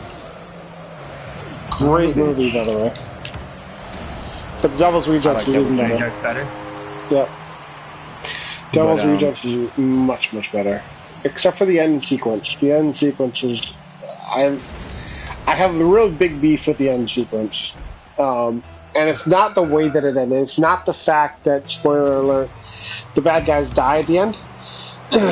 But what I didn't like is that you've got all of this blood and gore throughout the movie, and they, instead of spending the money to put squibs on the bodies, it's CG. The bullet holes are CG, and they look like shit. Look like doo-doo! They should have put squibs. They should have done it better. They should have made it like do real-ish blood effects and stuff, because that to me it was like you've got so much other really good stuff going on in this movie, and then to fuck it up by putting CG bullet holes. Come on, Rob. Fuck you thinking there. But what I liked is, if you get a chance, I don't know how you would go about doing this these days, but I was when I was in Germany, we decided to watch Devil's Rejects, and there was a projector. The bar, the bar on campus. Yes, there was a bar on campus. Had a projector, and we were able to. We were able to borrow the projector, but for some reason when we plugged my computer or whatever into the projector to watch the movie, it wasn't displaying colors. It was only displaying black and white, and we couldn't figure out how to change it. So we watched all of Devil's Rejects in black and white. I was gonna say the movie was even better black and white. Oh my god, it was even better black and white. So if you could figure out a way to watch the Devil's Rejects in black and white, holy shit, watch it that way.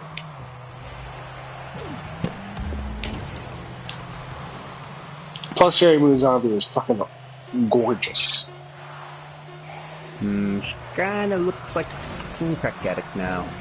Does she? Son of a bitch. Yeah, she's skinny as like. I'm all for, you do you, but she looks like a skeleton. Dude, that's no good. No good at all. Shit. No good at all. Maybe she's changed since last time I saw something with her, but... Listen up, ladies. Got an important PSA here. You don't have to be sickly skinny. You can have some meat on your bones, and you'll still be attractive. You also don't have to lather up your fucking face with colors and paint and all that bullshit. Just be you. Just be Fuck you. that. I want We love you as you. You want to date me from the GK show. You do you. Don't let dudes ever tell you what you should look like. Don't let fucking media tell you what you should look like. Be happy. That's all that matters. Hey, if she's happy being a skeleton, you do you, boo-boo. But I won't be doing it. Then again, Rob Zombie looks like a skeleton with a fucking bobblehead on, so... That's true. So, they kind of work for each other. Yeah. After Rob Zombie put on an awesome show, was a band that I grew to hate because they would always make their songs so fucking political. I hate that shit. System of a Down. I still love System of a Down. I love their like first two albums. First two albums, I'm like, fuck yeah, I'll listen to them all day. But yeah.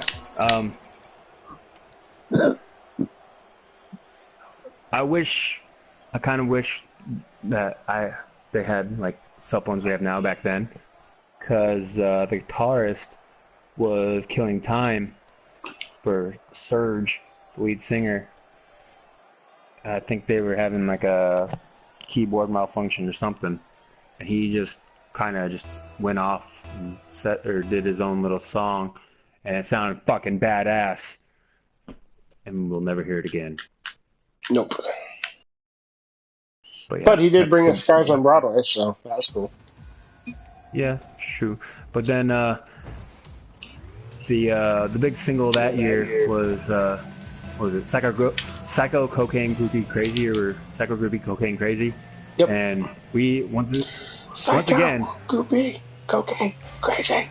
We got pretty much to the same spot. We would always go to the same spot we did our first year because they were such good spots, and we got it. And there was just this woman drunk off her ass. Every time he would say the word, she would point to the shirt she had on, and she was just dancing like nobody was watching. And it was fucking just entertaining as shit. She was hammered, by the way. Get in there. Surprise, surprise.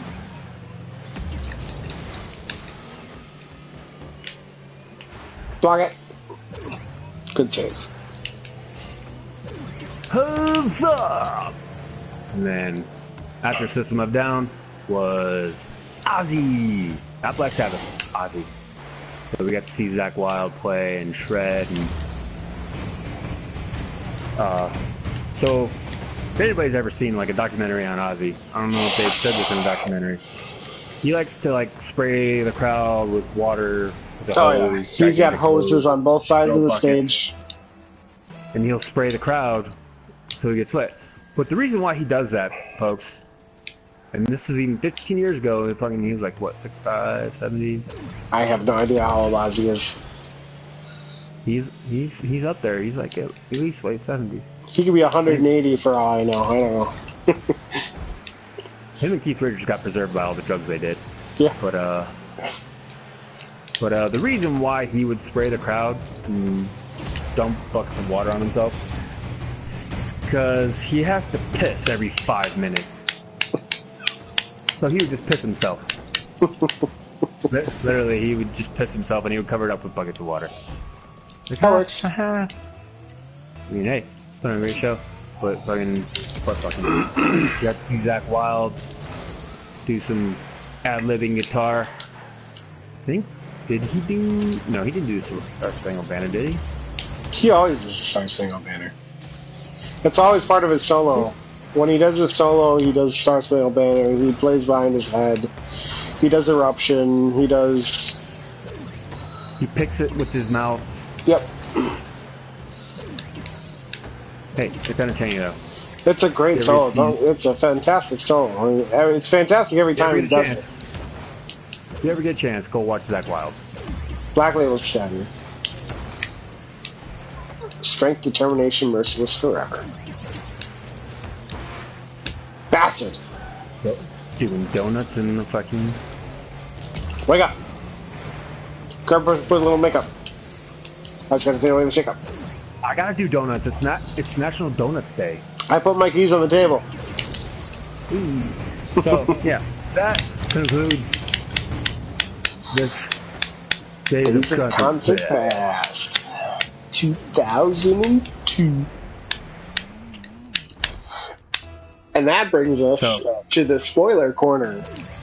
Spoilers! Spoilers! Spoilers! Spoilers! Spoilers! Spoilers! Spoilers! Spoilers! Spoilers! Spoilers! Spoilers! Spoilers! So if you don't want spoilers for, we're gonna start with Game of Thrones. We're gonna start with Game of Thrones because Age of Apocalypse I expect will take a long time, and because I want to. We've already been talking for an hour, man. Who gives a shit? I got shits to do. I got shits to do. You should have done it first. Should have done it before. So we're gonna start with Game of Thrones. So if you don't want to be spoiled on this last week's Game of Thrones, then stop listening here. If you don't care and want to hear, then keep listening. Let's roll. This week's Game of Thrones. I guess the big storylines. Well, there was a few big storylines. The big storyline was Bran.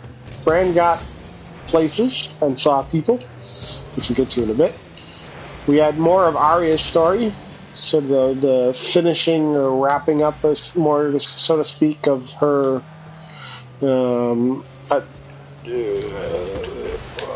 I guess act to poison the actress lady. Her test to become part of the Faceless Men. Yes.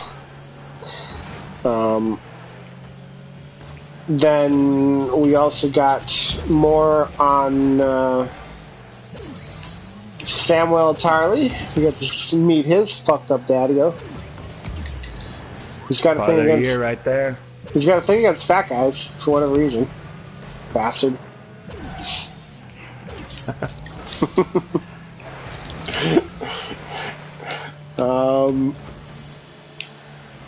I guess those are the only. Oh no, and Daenerys. We see a bit more of what's going on with Daenerys. Daenerys gets her baby back. Yes, that was the big sort of wrapping up of the episode. I think was we get to see Drogon come back, and she rides him in. She's riding with the Khalasar from Vaes Dothrak, heading towards the water again, and she notices something, and she takes off and comes riding in on Drogon, which is pretty badass. And one of the things that I noticed, he got bigger, of course. But one of the things I noticed, I've always been a big fan of dragons, but I've always been very picky in particular about my dragons. And up until this week's Game of Thrones, the best dragon that I've seen depicted in movies was the dragon from that Christian Bale flick, Reign of Fire. With Matthew McConaughey. Hey. And Christian Bale. And Matthew McConaughey, spoilers, gets eaten by the dragon as he tries to jump and kill him with an axe off of a smokestack. A busted up smokestack. He's crazy American. He's crazy American. Yeah, so this is now my Drogon's dragon design is probably my new favorite dragon design. And one of the things that I like, and some of the details that I like, is in Reign of Fire they talk about sort of the physics behind how the dragon breathes fire. It's two chemicals. The two chemicals come together, and from each of the sort of things from within the mouth. Like a snake with shooting venom. Yeah, like a snake shooting venom, but the two chemicals combine and create fire. In this episode, the thing that I noticed in this episode of Game of Thrones at the end is you see Drogon at the end, a close-up of his face, and you can actually see where the fire comes out of on either side of his mouth. And I was like, oh, that's fucking awesome. They put that detail in there. Very cool. So, Drogon, my new favorite dragon. For now. So not a whole lot actually goes on with Daenerys, and I actually have to watch the end again because I didn't actually get to see what she had said in her big sort of "let's rile them up" speech. Pretty much the way it goes is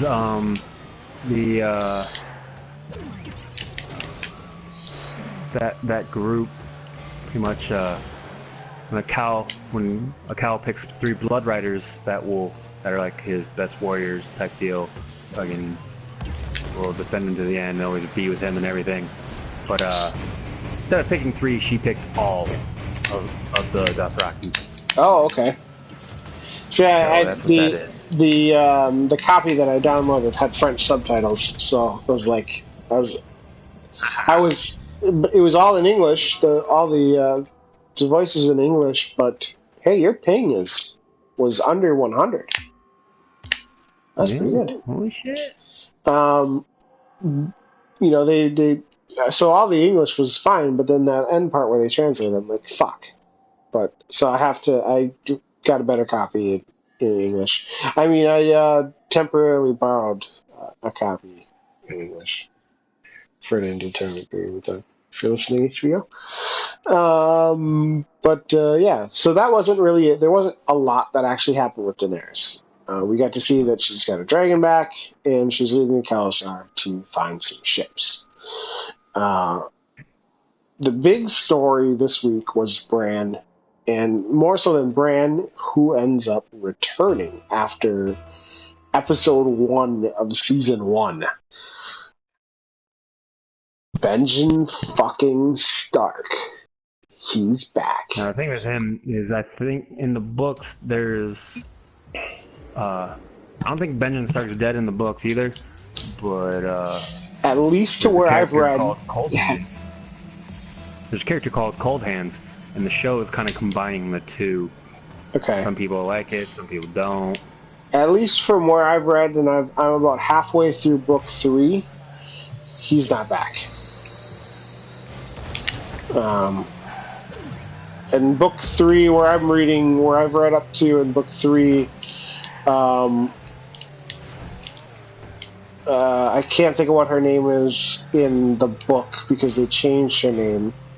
It's Asha or Osha or something like that. But Theon's sister goes to the King's Moot to vie for being the queen of the Iron Islands.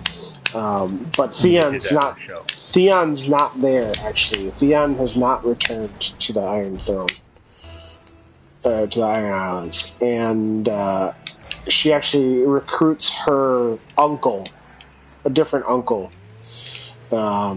who's got the respect of more of the island tribes. But her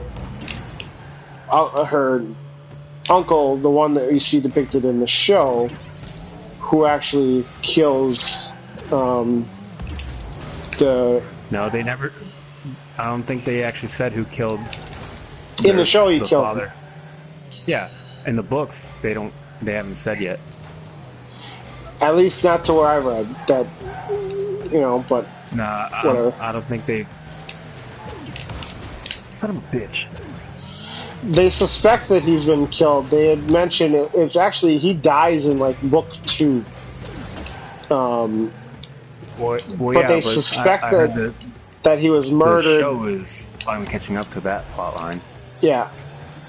The show is caught up to that plot line, for sure. But anyway, she is I don't know what point I was making.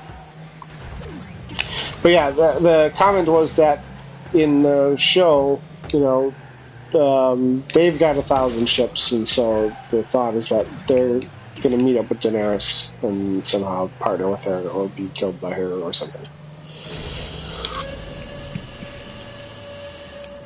But yeah, Benjen Stark is back, and he comes in all badass on horseback, carrying some like flaming lantern that he's taken out all these undead whites with, and it was pretty badass seeing he's kicking the shit out of it.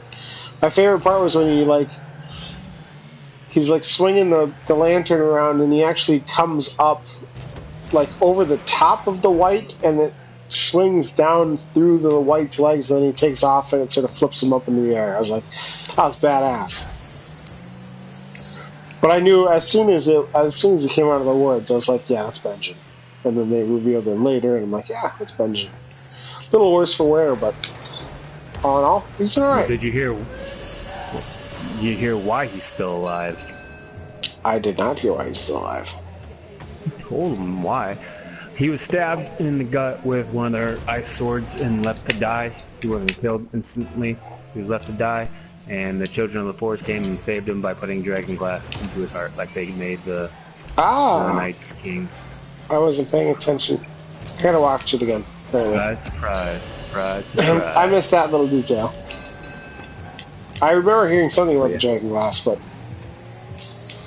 I got distracted. Cool. So that was the big Bran Stark, Benjen Stark reuniting, and it feels so good. Another big thing that happened was Jaime and Cersei and the Tyrells were going to let Marjorie take the Walk of Atonement. And turns out she already atoned for her sins by converting Tommen to combine the king or the crown and the church. Yeah, that was fucking dumb. And they banned. Jaime's just like, what the hell? And Tommen kicks Jaime out of the Night's Watch. Or not the Night's Watch. No, not the Night's Watch. Kingsguard.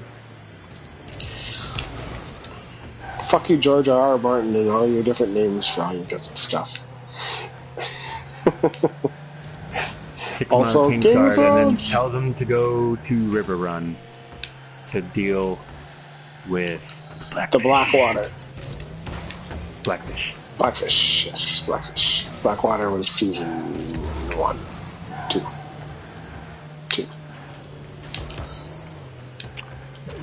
What else happened? Yes, but Jaime's not going there. Yeah, he is. He said he wasn't. Right? Then Cersei told him to go. I thought he was going. I thought he was going back to Lannisport. Yeah. Obviously, I have to go watch it again. But Samwell gets home. Pay attention for shit. Samwell gets home. His dad's a dick. Father of the Year. I'm sorry, but... And we find another Valyrian steel sword. Yep. Well, I'm sorry. Who in the right mind would believe that that's their child together? That's just... What are you saying? Fat dudes can't have sex? No, I'm saying two brunettes, two dark-haired people don't create a blonde baby. I was a blonde baby. So was I, but that left when I was like 2. Yeah, but the kid's not 2. Yeah. Is either one of your parents, are they a blonde? No. Yeah. My mom's strawberry blonde. Boom. Okay. Well, not anymore. She's gray now.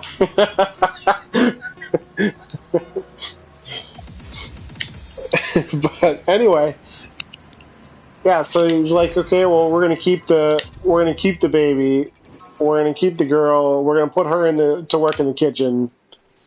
And lucky we're doing that because she's a wildling, and which makes her worse than a whore. Supposedly, in Daddy Dearest's opinion. And Sam should go be a stupid maester. And Sam was like, fuck that noise. He's like, you're coming with me. The family sword, and I'm going. He's like, I'm taking the girl, I'm taking the baby, and I'm taking the fucking sword. So we've got more movement in Valyrian steel throughout the kingdoms. And I say that really somehow whoever collects all the Valyrian steel is going to win. a trading card game. Do you have this flayed steel sword? Go fish. Damn it. Damn, I got another White Walker. No. And the last big sort of thread was Arya Stark. Or a Ends girl. up not killing the assigned target. A girl has not listened to her master. A girl has feelings still. Because a girl is clearly still Arya Stark. And clearly still has a heart. So you can stop saying a girl. Because she's So- obviously Arya. A girl is now Arya.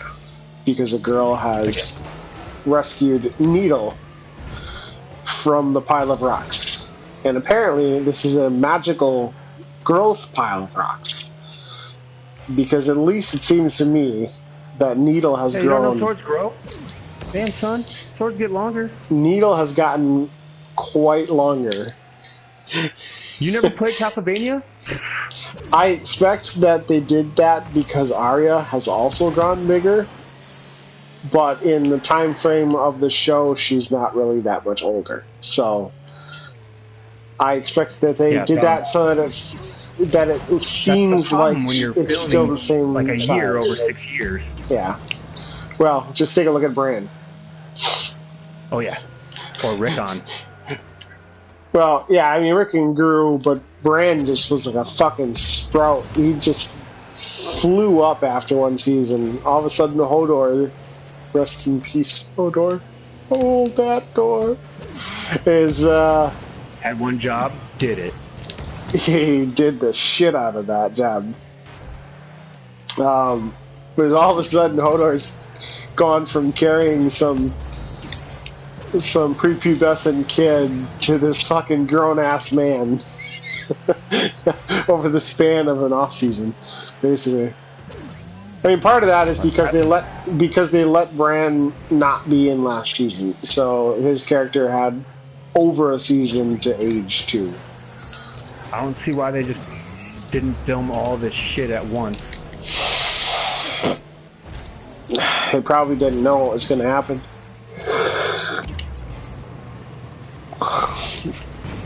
Like, George R.R. Martin told them the end game, where everything is going, but they probably didn't plan that far ahead, so... Semantics. Yeah. So anyway, that's where everybody is. There wasn't any more with Jon Snow and Sansa. We didn't see anything from them this week. One of the best pieces of news from this week's Game of Thrones is Bronn's coming back. Yep. Which is awesome, because Bronn is funny as fuck. And somehow, Podrick and Brienne are going to somehow make it all the way down there in like span of 2 days. Seeing how it takes like 2 weeks to travel. The King's Road's not that long. It just looks longer on the map. Yeah, but they're at the wall. Meh. They're at the wall and going south of Winterfell. That's like a block and a half. Remind me never to have you be my navigator. I can tell you when to turn, it's just the distance is maybe off. I'll get all the turns exactly right, just the timing will maybe be a little bit suspect. Oh yeah, you're supposed to turn like 5 miles back. The fuck? Turn left now. Wait, now? Hey, that worked out pretty good for me on Grand Theft Auto with T. Turn left now! Drives right off the cliff. Lands it. Yep. So, whoa, Duke. So yeah, we'll see what happens on Sunday. See? Alright, before we get into the X-Men Apocalypse, I gotta pee, bro. Okay. Go for it.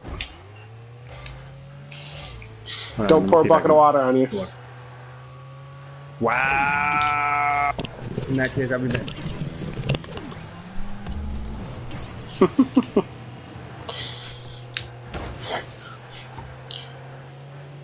Oh no! Gotta keep going. Gotta keep going. Fuck. Shit, shit, shit, shit, shit, shit, shit, shit, shit. Damn it.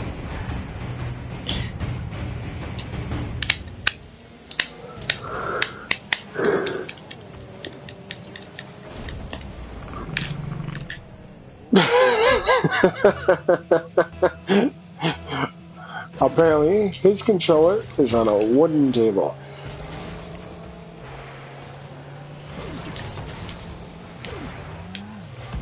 Or the dog got to it. Don't know.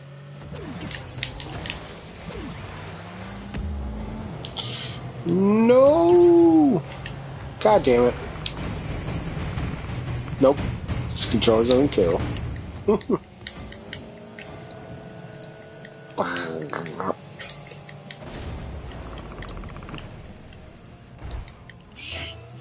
A vibrator.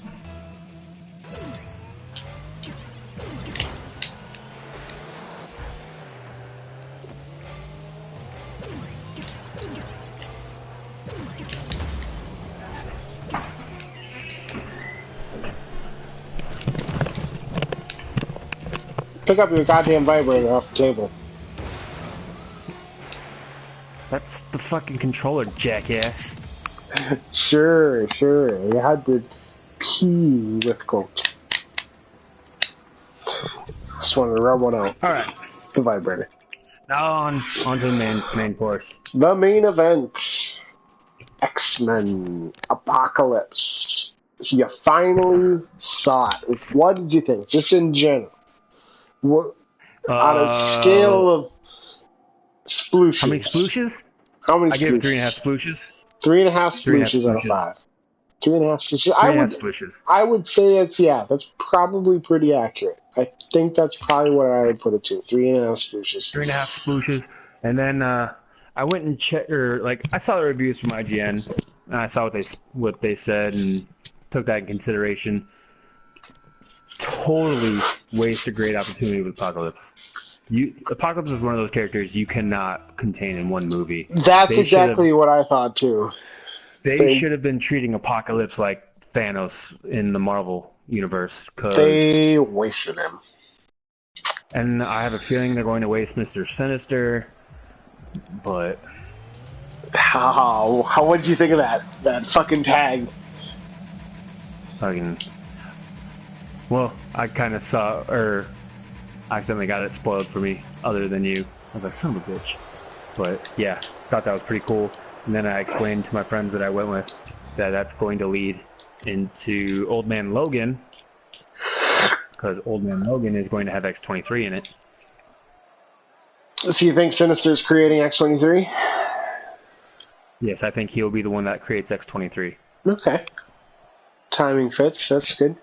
I was thinking, I was actually running it down the rabbit hole, and because in the comics, Sinister has a huge hand in crafting one of the characters that's already been revealed to be in Deadpool 2. Cable. Cable, who is the son of Cyclops and Madeline Pryor. Who's a clone of Jean Grey. She's a fucking clone of Jean Grey. Yeah. She's a clone of Jean Grey, and so Sinister actually creates Cable, and then infects Cable with a techno-organic virus that starts taking over his body, and so they actually send Cable into the future, because at least in the future they can maybe have the technology to either help him control it or cure him of the techno-organic virus. No, I thought it was his psychic ability stopping it. It ends up being his psychic ability that stops it. They train him to do that, but they sent him in the future so that they could deal with it. And so that's how Cable is this future traveler, but he's also, I mean, he ends up... Apocalypse. He's fucking dead now. Yeah, he ends up being the mortal enemy of Apocalypse. He grows up through the time of Apocalypse and fights Apocalypse 100 times. And I guess I'm not sad that he's not going to fight him, but I was also thinking when they set up Sinister, Sinister is Nathaniel Essex, so that's that whole Essex Corp. If they really wanted to, they could give Mr. Sinister some of the roles in some of the storylines that Apocalypse had, because usually if there was Apocalypse, there was Sinister anyway. So yeah, well, in the comics lore, Apocalypse is actually the one who makes Nathaniel Essex the evolutionist. He's actually like a peer of Darwin in the comics. He grows up in the same time frame of Darwin, and he has his own evolutionary theories. And he was more focused on... And they both worked well together. They both work well together because they're all about survival of the fittest. Yeah. And so Apocalypse had found him and was interested in his genetic research, and blessed Sinister with the ability with all of his abilities, really, the ability to live forever and heal and manipulate his body's structure. Although with the time that he ends up having over hundreds of years, he ends up sort of genetically altering himself so that he can do more things. But he's obsessed with the Summers and Grey line. The family lines, the family lineages. I don't remember. I don't know if it's been explained, but Sinister, at least in the late 2012 era, is actually a chick at the moment. Weird. I don't remember how that happened, but yeah. But they tease Sinister, which I think is awesome. I was like, yes, when I saw that ending tag, and most of the theater laughed because they're like, what the fuck is this guy on about? But I also reacted in the same way when they showed Apocalypse at the end of Days of Future Past, too, because I actually knew who it was. And Saba Noor. Another thing that I hated that they did was made my favorite character in the X-Men world look like a little bitch the whole fucking movie. Angel? Growing up, Angel was my favorite character, Archangel, however you want to say it. I love how they gave him his metal wings and all that shit, but they should have made him look like a bitch the whole movie. Yeah, that was poor. To me, that was a poor casting decision. Wow. Not even poor casting. I mean, just poor writing. You could still have Nightcrawler beat him, but at least make it a better fight, I guess. Or at least kill him off. Well, I mean, I guess I'm a little bit of a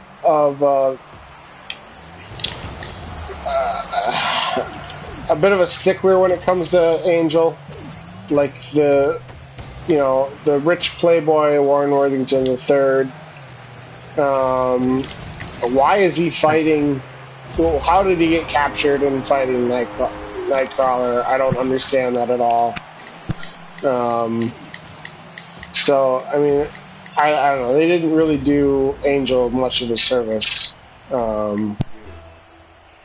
Unearned? Come on, go fuck yourself. I would also say that while they gave him sort of the facial marks, which worked. So Archangel worked a lot better than Angel worked. Archangel's got... Yes, I wish they would have made his face blue as well. I wish they would have given him more of the classic Archangel outfit. I thought the metal wings were really well done. Yep. They looked badass. They showed how he could fire them out. I was a little bit disappointed in the Four Horsemen concept, and we had talked about it leading up to the movie too, because not only does Apocalypse have four horsemen, but he also calls them the four horsemen, and he also gives them the capabilities of the different four horsemen. So there's always war, pestilence, famine, and death. Yeah, war, famine, pestilence, and death. And the powers of his four horsemen always live up to the names. Famine is able to create famine, is able to dry out the land and kill plants and stuff like that. Pestilence is always able to create plagues. The war is usually a master tactician type of person. And death, of course, is very good at killing people.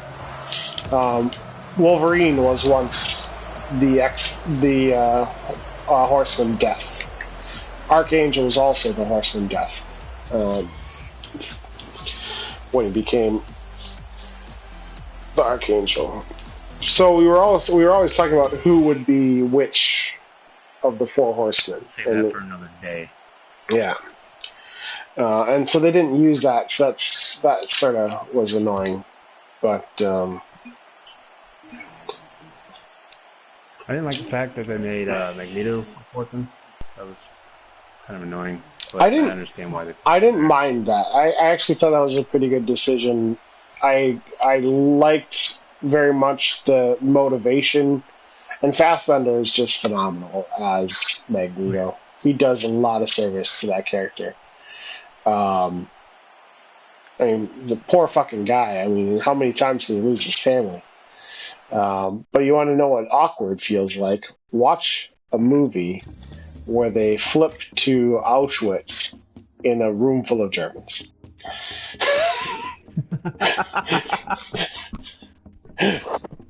I mean, I'm sitting there, and I didn't hear any kind of, like, reaction from any people. There weren't gasps, but it just felt like the air got sucked out of the room at that point. It was interesting, to say the least. But I'm like, oh man. Yeah. I thought the death of Havoc was a little bit bullshit. Like, I get that, like, they want to have some kind of heavy tragedy, but Havoc wasn't a big player in Days of Future Past. He was one of the mutants fighting in the war in Vietnam, but he didn't really have anything to do in Days of Future Past. So they picked a character that nobody gave a shit about. People try to bring him in, bring in Cyclops, so... Yeah.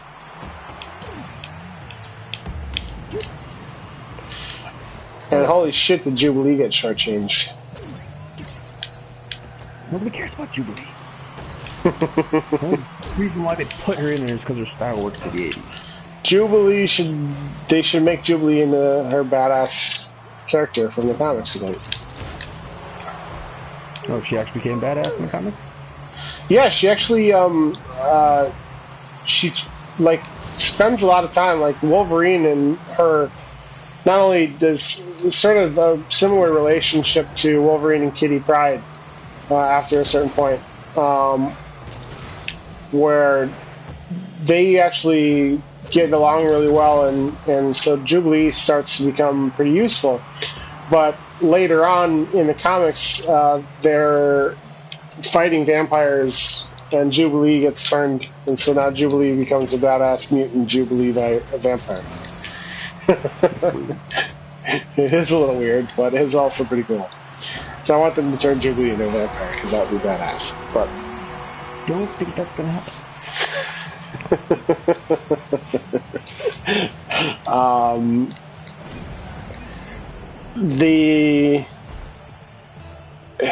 The thing that sort of bothered me about the movie, thinking about it, is sort of the tone. Like, if they picked sort of doom and gloom as the main tone, that would be fine. But they picked doom and gloom and then they inject humor at just really random points. And I've seen some other reviews say very similar things too, especially with like with Quicksilver's. I was gonna say, I thought Quicksilver's scene was perfect. It was fantastic for Quicksilver, but it really didn't fit like the movie and its attempts at a tone. I mean, bullshit.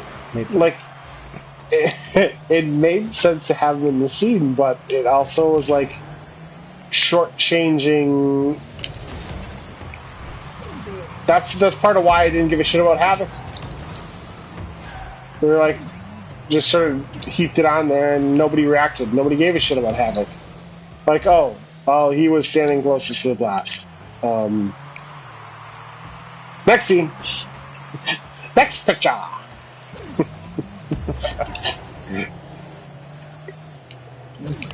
But obviously the visual effects were sweet.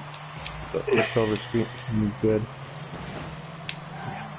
What'd you think of Weapon fucking X? Oh, I thought that was great. Although I wish they would put goggles on the helmet. Classic Weapon X look. I was like, oh my god, it's smooching. I was like, fuck yes, they did it. Like I said, I wish they would put the goggles on the helmet. Yeah, well, it's Hugh Jackman, so they can't. It's the sort of. He spent enough time without the helmet on. He's fine. Yeah. We got to see the first glimpse of the Phoenix Force. I hate how they keep saying that. I hate how they display it. Sorry, I'm a big fan of like the comics and the TV show and how it's like it's a alien. You know, it's from. Well, it's a cosmic force. Yeah, I hate the fact that they're saying that it's part of her and shit. Well, they don't know any better. Like, I mean, Jean Grey is an Omega class mutant. She's one of the most powerful mutants on the planet, with or without the Phoenix Force. But at this point, Charles doesn't fucking know that she's the Phoenix. Like, he doesn't even know what the Phoenix is. And in the comics, you don't know what the Phoenix is until she goes full Phoenix, basically. Which she already just did in this movie. Don't worry. I think they're probably going to fuck up that storyline in the next movie. Yeah. Place in the 90s. Although I heard Bryan Singer is actually not returning to direct for this. Did they not see X3? I laughed after reading all the sort of reviews and feedback from before. When they did the throwaway line in there to be like, yeah, everybody knows the third movie is always the worst. Well, this one is the third movie in this iteration of the series, so it works on more than one level. After they go see Jedi.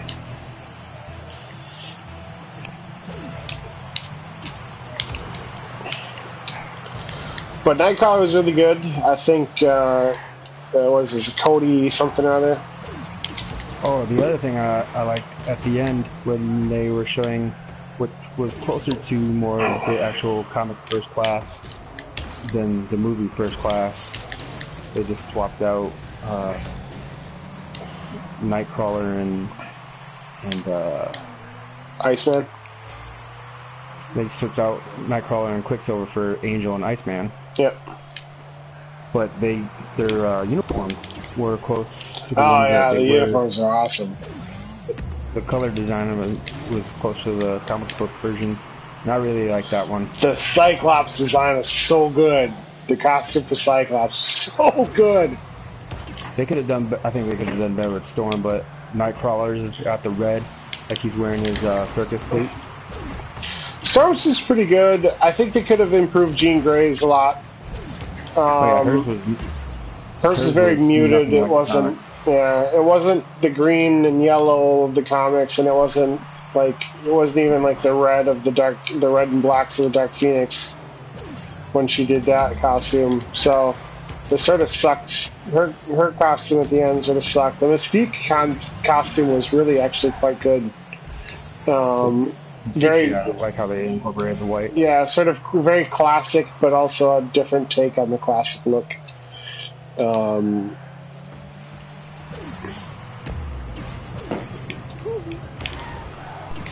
Nightcrawler outfit, like you said, was really good.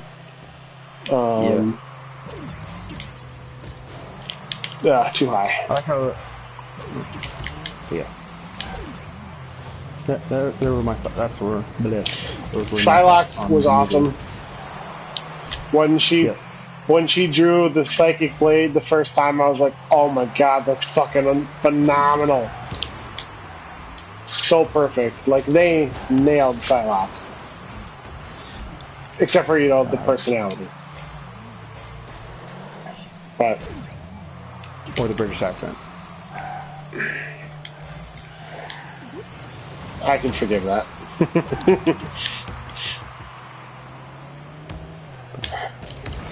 They didn't establish that she was British to begin with, and they didn't establish that she was turned by ninjas by the hand, which they actually don't own. So, or no, they do. Wait, if she's popular, the hand was in. Was it the hand or Yakuza that was in Wolverine? I thought it was the Yakuza or Yakuza or whatever how you pronounce it in Wolverine. Okay, yeah, because the hand was in Daredevil, so I don't think Fox has the hand. Nope. Netflix does. Yep. Which is awesome. Yeah, Caliban was weird. How they did Caliban was very strange. Not really. Like the power set was fine. He only got Yeah, that's true. Was accurate. That's true. He was a bit scrawny at the beginning too, because he was changed by Apocalypse later as well. And I was actually expecting that. I was expecting Apocalypse to turn Caliban basically into one of the Hounds. So. Well, I was like, that was... Huh? Never mind. Yeah, well, he wasn't. I mean, he wasn't a horseman, but Caliban wasn't ever really a horseman either. Caliban was like a hound. No, he was an actual horseman. Was he a horseman? I forgot. I think it was. I don't know who it was. I know he was though. Well, one of the things that people are questioning is how are they going to do Sinister? Because, like I was saying before, Sinister is created by Apocalypse. And Sinister comes from the 1850s, so Apocalypse is sleeping. So how are they going to get Sinister's powers? Just say his powers are like fucking changing the genetic form, or like people's genetics or whatever. You can change them and stuff like that. So he gave himself his powers? Yeah, you can say that. Okay. Probably a better way than I just did. But he's been experimenting with mutation on himself, and gave himself mutant powers that turns him into Mr. Sinister. Okay, goodbye. Yep. Goodbye. Fuck. I have no boost. I just ran this game because I really don't want to play no more. Yeah, there isn't. I mean, and that's sort of, you could see, and maybe 3.5 splooshes out of 5 is a little too generous. Upon review, it's sort of a not a lot happens. Yeah, they did kind of set it up as a filler movie almost. Yeah, I mean, like, Apocalypse gets brought back. I thought the opening scene was really good. they lock him into the temple. That was really cool too. I don't know who those. I couldn't figure out who those horsemen were. Oh my god, I won. Yeah, you got it. Did you watch the credits? No. I didn't pay that close attention. Stan Lee that got the cameo? That was his wife. Oh yeah, I knew that. Yeah, I knew that was his wife. I saw some of the reports after that. But I didn't know who his original horsemen were. That was sort of interesting. Yeah, dude. I didn't recognize any of the power sets. They didn't say. They just kind of said which horsemen they were. They didn't say the names. Yeah. So I thought that was good. I mean, overall, the movie was good. I mean, I enjoyed the movie in general. Apocalypse was more or less okay, but they could have done so much more with him. He was very underutilized. But I still recommend to see it. I mean, it was good action. The characters were good. The New Mutants are good. Psylocke is badass, as I said before. Yeah, worth a look for sure. Good show. So, all right, it's late. It's let's see, what time is it here? It is almost 2:30 in the morning here in Germany. We've been talking for a long time, so with that, we will wrap it up. So, until next time. Toodles. Later.